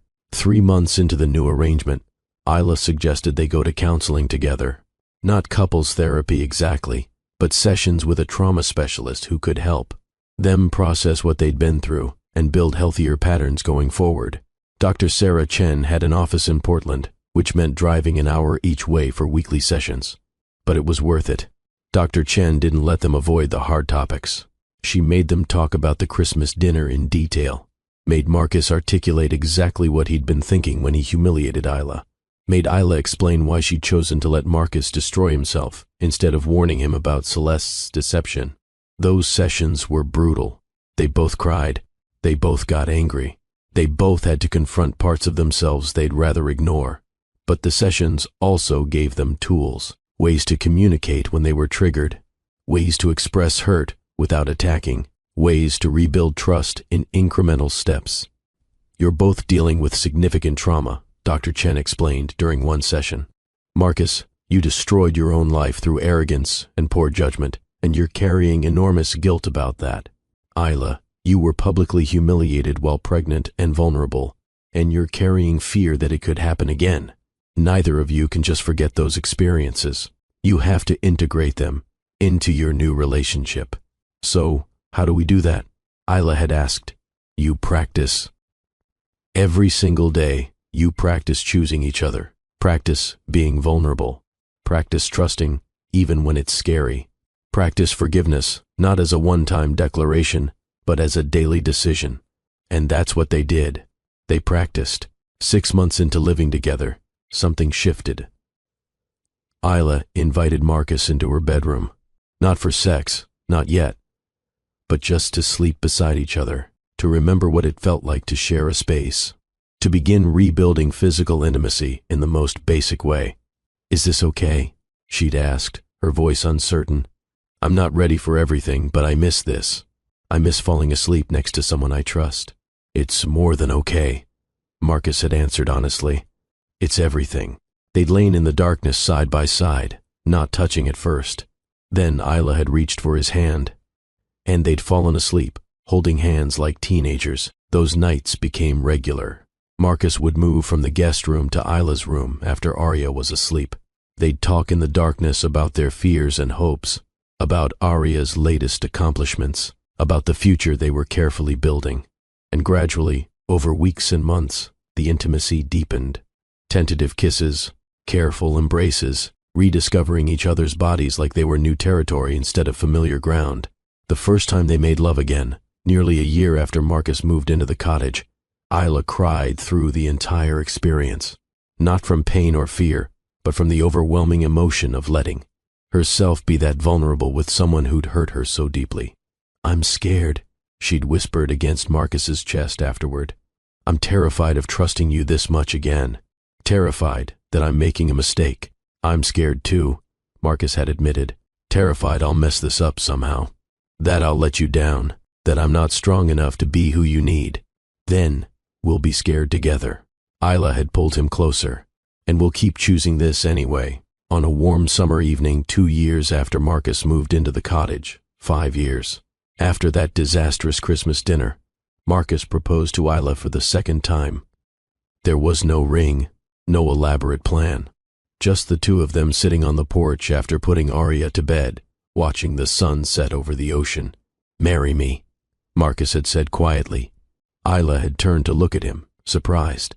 "We're already married. Technically, we never actually finalized the divorce. I know, but that marriage was based on who we thought we were supposed to be. I want to marry you again, as the people we actually are. I want to stand up in front of everyone who matters and promise to choose you every single day. For real this time." Understanding what those words actually mean, Isla had been quiet for a long moment, processing. What would be different? Everything. Marcus had taken her hand.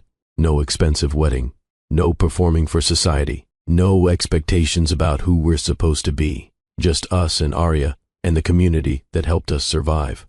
Just honest vows about building a life that matters. Isla had looked out at the ocean, considering. Then she'd turned back to Marcus with tears in her eyes. "Ask me properly." Marcus had slid off the porch chair and knelt in front of her, right there in his work clothes, with calloused hands and a weathered face and nothing to offer except himself. "Isla Hayes, will you marry me again? Not because of what I can give you or what you can give me. Not because of legacy or expectation or duty, but because over the last 5 years, you've taught me what love actually means. You've shown me that transformation is possible. You've given me a second chance I didn't deserve, and you've loved me into becoming someone worthy of it." He'd paused, his voice breaking. "I can't promise I'll be perfect. I can't promise I'll never mess up or hurt you or make mistakes. But I can promise that I'll show up every single day and choose you and Arya. That I'll value who you are over what you can give me. That I'll spend the rest of my life earning the trust you're giving me. Will you marry me? Will you let me be your husband in truth this time, not just on paper?" Isla had pulled him up and kissed him with tears streaming down both their faces. "Yes, yes, I'll marry you again. Because you're right. Everything is different now. We're different, and I want to celebrate that. Want to acknowledge that we died and came back to life as something new." They'd married on the beach in Brinewood on a cool September morning. The wedding was everything their first wedding hadn't been. Small, intimate, authentic. Just 50 people, all of them from Brinewood, all of them witnesses to the transformation that had brought Marcus and Isla back together. Arya was 5 years old and took her role as flower girl very seriously. She wore a yellow dress and scattered petals with grave concentration, then stood between her parents during the ceremony. Margaret officiated, having gotten ordained online specifically for this purpose. Jonas stood as Marcus's best man. Lorraine was Isla's matron of honor. The community that had protected Isla and doubted Marcus and eventually accepted them both bore witness to their recommitment. The vows they wrote were nothing like the pretty words they'd spoken 12 years earlier. These vows were forged in fire and failure and hard-won wisdom. Marcus had gone first, his voice steady despite the tears on his face. "Isla, 5 years ago I stood in front of 500 people and destroyed you for my own ambition. I called you broken when you were carrying our child. I chose legacy over love and lost everything that actually mattered." He'd paused, looking directly at her. "I can't undo that. Can't erase your pain or the years you spent alone or the trust I shattered. But I can promise you this: I will never again measure your worth by what you can produce. I will never prioritize what others think over what you need. I will never forget that being your husband is a privilege I have to earn every single day, not a right I'm entitled to. I promise to choose you when it's easy and when it's hard.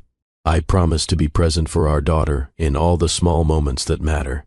I promise to build a life based on who we actually are instead of who we're supposed to be.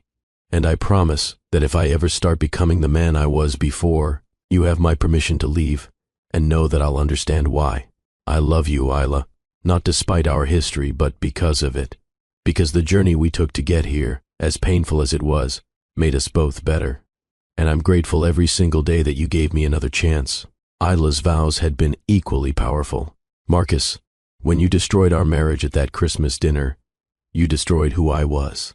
The woman who trusted easily, who believed the best in people, who thought love was enough. That woman died, and I grieved her. But in her place, someone stronger emerged. Someone who knew her own worth. Someone who could survive alone. Someone who didn't need a man to complete her but chose partnership anyway. She'd reached for his hand. You didn't just change your circumstances to win me back. You changed who you fundamentally are.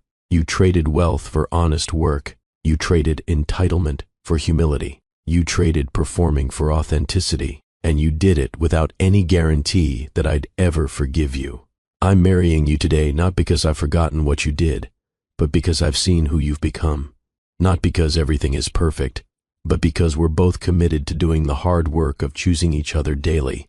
I promise to let go of the past while honoring what it taught us. I promise to risk my heart again, even though I know it could be broken. I promise to build this marriage as partners, equal in voice and value. And I promise to love you, not blindly, but with eyes wide open to both your strengths and your struggles. They'd kissed to cheers from their small gathering. Arya had demanded to be picked up so she could be part of the kiss, making everyone laugh. The reception was held at the community center, decorated with flowers from local gardens and food made by townspeople who'd become family. No ice sculptures or champagne fountains or designer dresses. Just real people celebrating real love that had survived real devastation. Jonas had given a toast that made everyone cry. I've known Marcus for 5 years now. Watched him go from soft-handed city boy who could barely lift a net to one of my best crew members. Watched him show up every single day at 4 in the morning, no matter how tired, no matter how hard.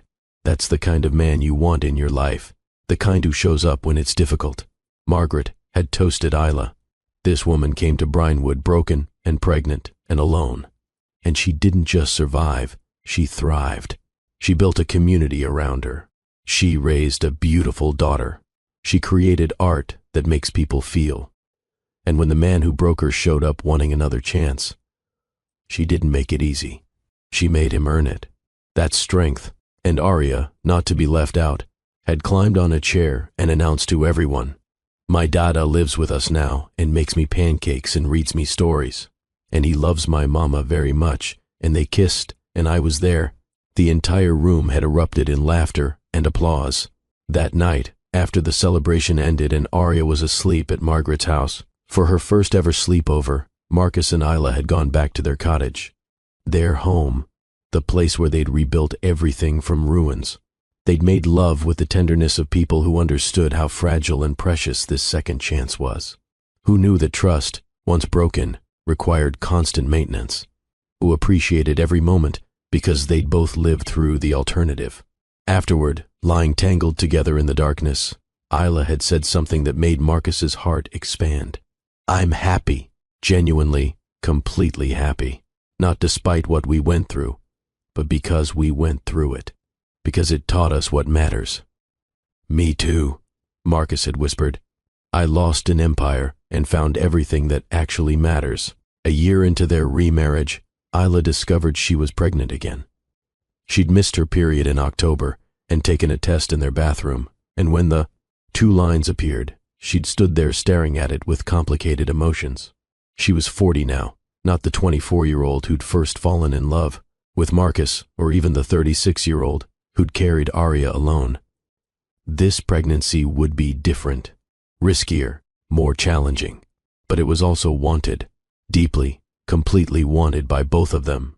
She'd told Marcus that evening after Arya was in bed, showed him the test, and watched his face cycle through shock and joy and fear. "Are you okay with this?" he'd asked.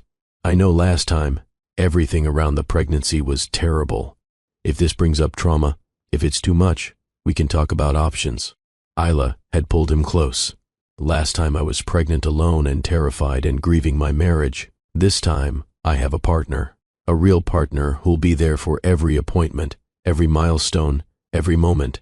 This time is different because we're different. I want this baby, Marcus. I want to experience pregnancy with you actually present and supportive. Want to reclaim this experience from what it was before." The pregnancy was harder physically than Arya's had been. Isla was older, more tired, dealing with an active 6-year-old while growing another human. The morning sickness was worse. The exhaustion was profound. Her body ached in new ways, but Marcus was there for all of it. He held her hair when she was sick. He took over more of the parenting duties with Arya. He went to every single doctor's appointment, held her hand during every ultrasound, asked questions and took notes and made sure Isla felt supported. When they found out they were having a boy, Marcus had cried. A son. He was going to have a son. A boy he could teach and guide and love from the very beginning, not like with Arya, where he'd missed the first crucial year. They decided to name him Jonah Marcus. Jonah for Captain Jonas, the man who'd given Marcus a chance when no one else would. And Marcus because Isla insisted their son should carry his father's name, should know that his father had earned the right to pass on his legacy through transformation instead of entitlement. Arya was excited and terrified about becoming a big sister. She asked endless questions about babies and where they came from and whether the baby would like her. "The baby already loves you," Isla assured her. "You're going to be the best big sister. Will Dada love the baby more than me?" Arya had asked one night, her voice small and worried. Marcus had pulled her onto his lap. "Arya Quinn Hayes, I could never love anyone more than I love you. You're my first baby, my miracle, the daughter I didn't deserve, but got anyway. This baby boy is going to be so lucky to have you as a big sister, and I'm going to love you both completely, just in different ways. Promise? I promise. I promise on every star in the sky." Jonah was born on a warm June morning after a labor that was mercifully shorter than Arya's. 8 hours from first contraction to birth, and Marcus was there for every single second. He held Isla's hand when the contractions were terrible, breathed with her, reminded her how strong she was. And when Jonah finally arrived, red-faced and screaming, Marcus cut the cord with shaking hands. "He's perfect," Marcus whispered, tears streaming down his face. "Isla, he's so perfect." They'd placed Jonah on Isla's chest, and she'd look down at her son with overwhelming love.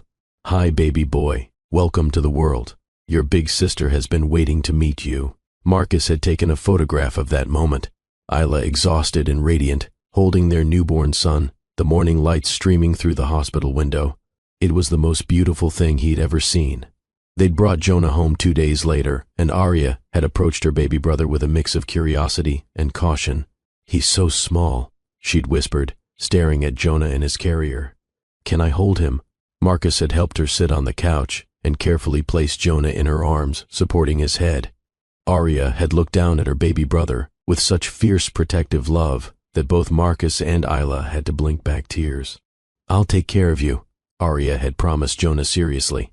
"I'll show you everything, and if anyone is mean to you, I'll tell Dada and he'll fix it." The first weeks with a newborn while parenting a 6-year-old were chaos. Beautiful, exhausting chaos. Jonah needed to eat constantly. Arya needed attention and reassurance that she was still loved. Marcus was trying to balance work with being present. Isla was healing and navigating breastfeeding and running on almost no sleep. But they managed it together. Marcus took night feedings when Jonah would take a bottle, letting Isla sleep. Arya helped with small tasks, bringing diapers or singing to Jonah when he cried. The community rallied again, bringing meals and offering babysitting and supporting them through the adjustment. And gradually, they found their rhythm as a family of 4. If you're still with me, If this story has touched something deep in your heart, I need you to do something right now. Hit that subscribe button, smash that like.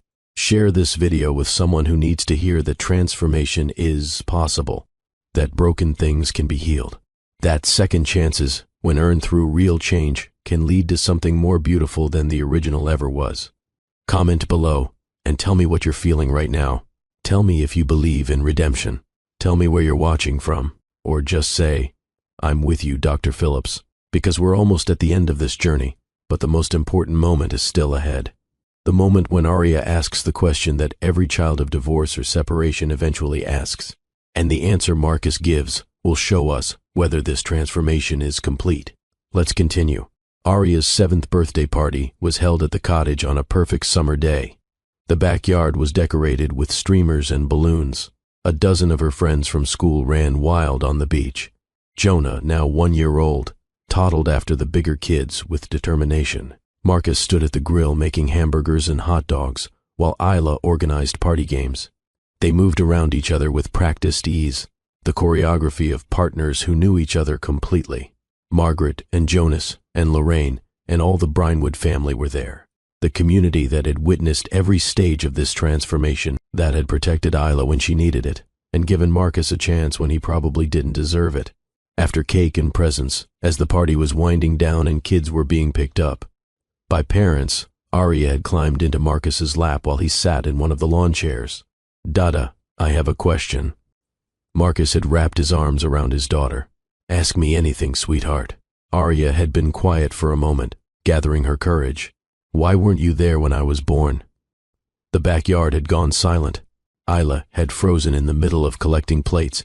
Margaret and Jonas had exchanged glances. Everyone understood that this was the moment that mattered, the question that had always been coming. Marcus had looked at Isla over Arya's head. She'd given him a small nod. Permission to tell the truth. "That's a big question, honey, and it deserves an honest answer. Can we sit somewhere quiet and talk about it?" They'd gone to the porch swing, just Marcus and Arya, while Isla stayed, close enough to intervene if needed, but far enough to give them privacy. Marcus had settled Arya on his lap and taken a deep breath. "When your mama was pregnant with you, I made terrible mistakes. I hurt her very badly. I said cruel things and made choices that weren't kind, and because I hurt her so much, she had to leave to keep both of you safe." Arya had looked up at him with those solemn gray eyes that matched his own. "What kind of cruel things?" "I told her she wasn't good enough. I made her feel worthless. And I did it in front of lots of people, which made it even worse." Marcus felt tears threatening. "Your mama is one of the strongest, most amazing people I've ever known, and I treated her like she didn't matter. So she left, and she was right to leave." "Did you love me then?" Arya had asked, her voice small. "I didn't know about you yet. If I had known, it wouldn't have changed what I did wrong, but I would have been devastated to miss you. When I finally found out about you, when I finally got to meet you, you were already 6 months old, and I had already missed so much." Arya had thought about this seriously. "But you're here now." "Yes, I'm here now, because I spent a long time learning how to be better, learning that being your dada is the most important thing I'll ever do, learning that family isn't about money or big houses or impressing people. It's about showing up every single day and loving the people who matter." Marcus had tightened his arms around her. "I can't change the fact that I missed your birth and your first smile and your first steps. I'll always be sad about that, but I can promise you that I'll be here for everything from now on. Every birthday, every school play, every scraped knee, every triumph, every challenge. I'm here, Arya, and I'm not going anywhere ever again. Will you always choose us?" Arya had asked.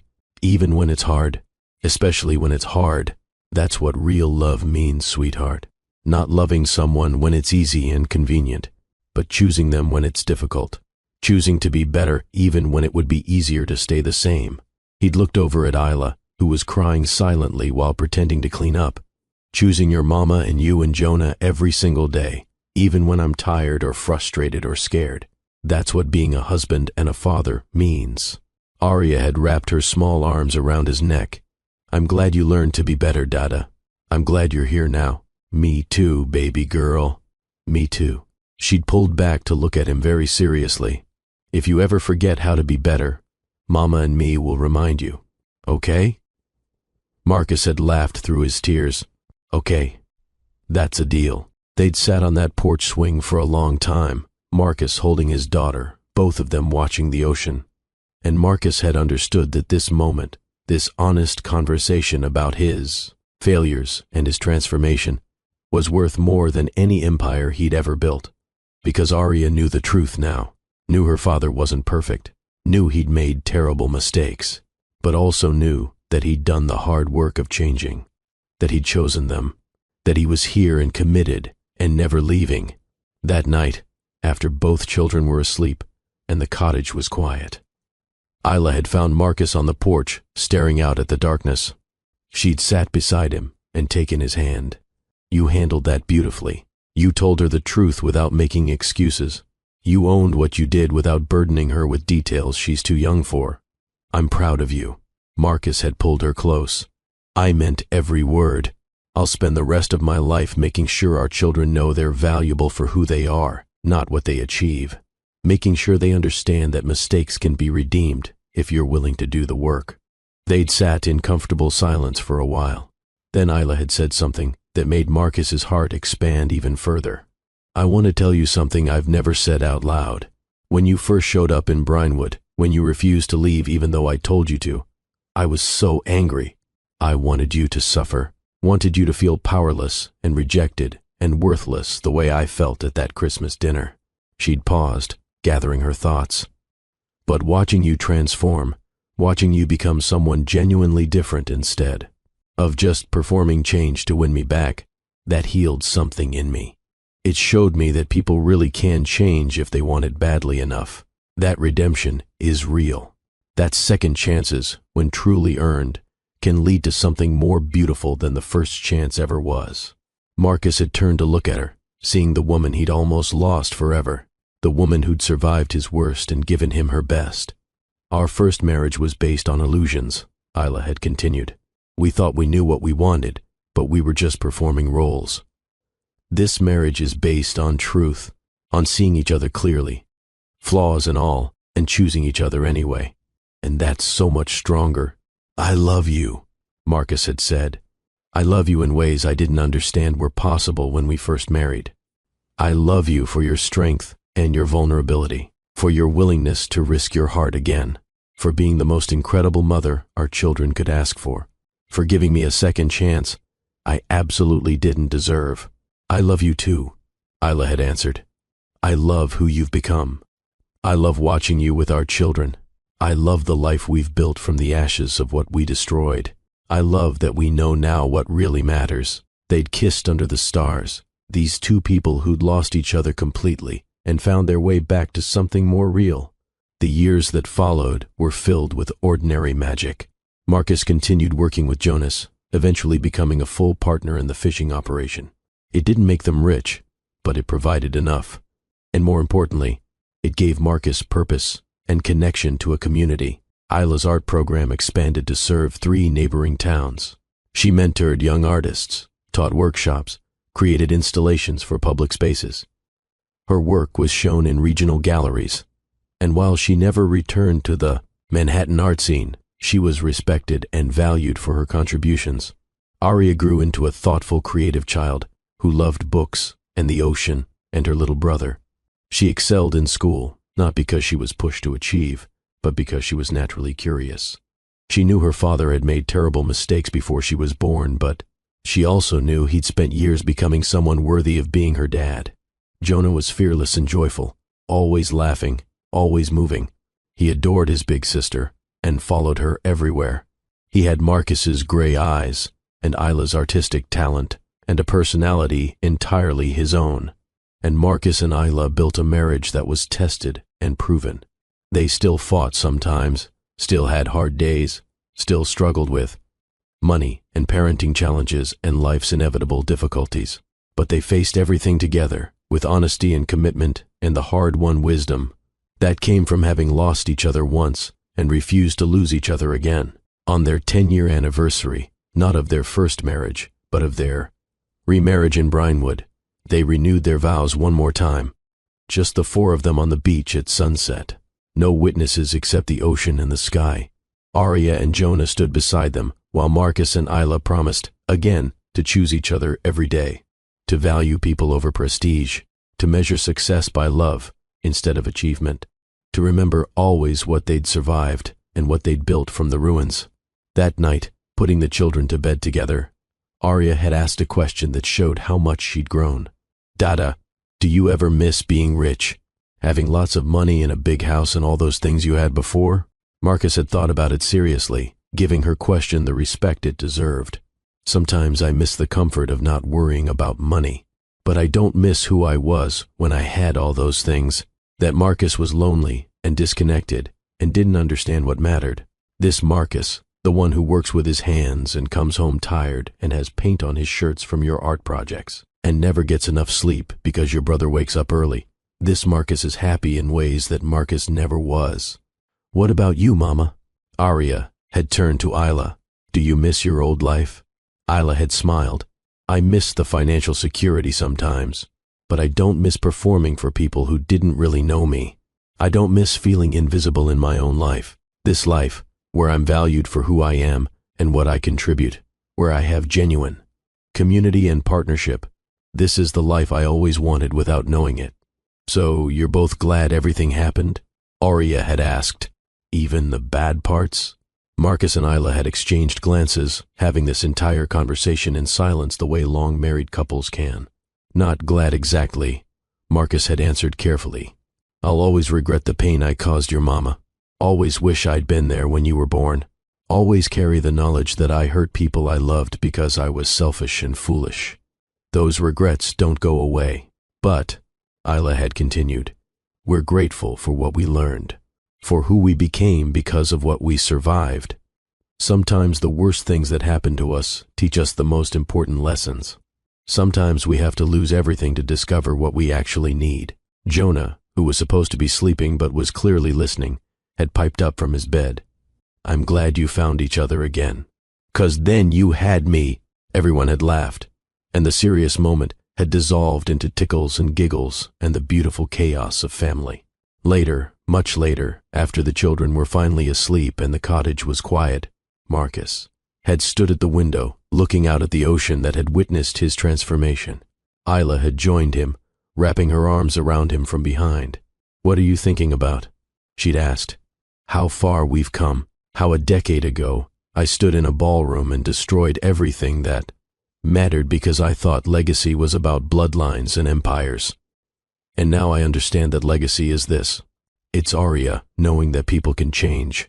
It's Jonah growing up in a home where love is demonstrated through daily choices. It's you being happy and fulfilled and valued. It's having a community that knows us and supports us. That's the legacy that matters. Isla had tightened her arms around him. You know what I think about sometimes? That envelope I left on the podium at the Christmas dinner. The medical report that told you I was pregnant. I think about how that single piece of paper changed everything. If you hadn't left it, I might never have looked for you, Marcus had said. Might never have understood what I'd lost. And I might never have forgiven you. Might have raised Arya completely alone. Might have let my anger define me forever. Isla had rested her head against his back. That envelope was the last thing I did as your wife before becoming something else entirely. And somehow, it became the first step toward finding our way back to each other. They'd stood like that for a long time, holding each other, grateful for the journey that had brought them here. And in the morning, Marcus would wake up at 4 to go fishing with Jonas. Isla would get the kids ready for school and summer camp. They'd have breakfast together, all four of them crowded around the small kitchen table. They'd navigate the beautiful, ordinary chaos of family life, because that was the real happy ending. Not a grand gesture or a perfect moment, but the daily choice to show up, to love, to choose each other, even when it was hard, especially when it was hard. Marcus Montgomery had lost an empire and found everything that actually mattered, had been shattered and rebuilt into someone better, had learned the hardest way possible that true wealth couldn't be measured in dollars or properties or social status. True wealth was this: a cottage overlooking the ocean, a partner who knew his worst and loved him anyway, Two children who would grow up understanding that people's worth wasn't determined by what they produced. A community that valued contribution over wealth. A life built on truth instead of illusions. And as Marcus watched the sun rise over the Atlantic, painting the sky in colors that Isla would try to capture in her next painting, he understood that he was the richest man alive. Not because of what he had, but because of who he'd become, and who he chose to love, every single day. Now, before you go, I want to hear from you. What's your biggest takeaway? What moment hit you the hardest? Do you believe Marcus truly changed, or will he always carry the stain of what he did at that Christmas dinner? Comment below. Tell me everything you're feeling. And please, tell me where in the world you're watching from. Are you in a small coastal town like Brinewood? A big city? Somewhere in between? I want to know. And listen, if this story touched you, if it made you feel something real, I need you to do 3 things right now. First, hit that like button. Second, subscribe to Love and Twilights with Dr. Phillips, because we're just getting started. I have so many more stories to tell you. Third, share this video. Send it to someone who needs to hear that change is possible. This is Dr. Phillips, reminding you that sometimes we have to lose everything to find what we actually need. That broken things can be made whole. That redemption is real. And that love, real love, is worth fighting for. Until next time, choose wisely, love deeply, and remember that every day is a chance to become someone worthy of the life you're building. I'm with you, and I hope you're with me too, and I'll see you in the next story. God bless you all.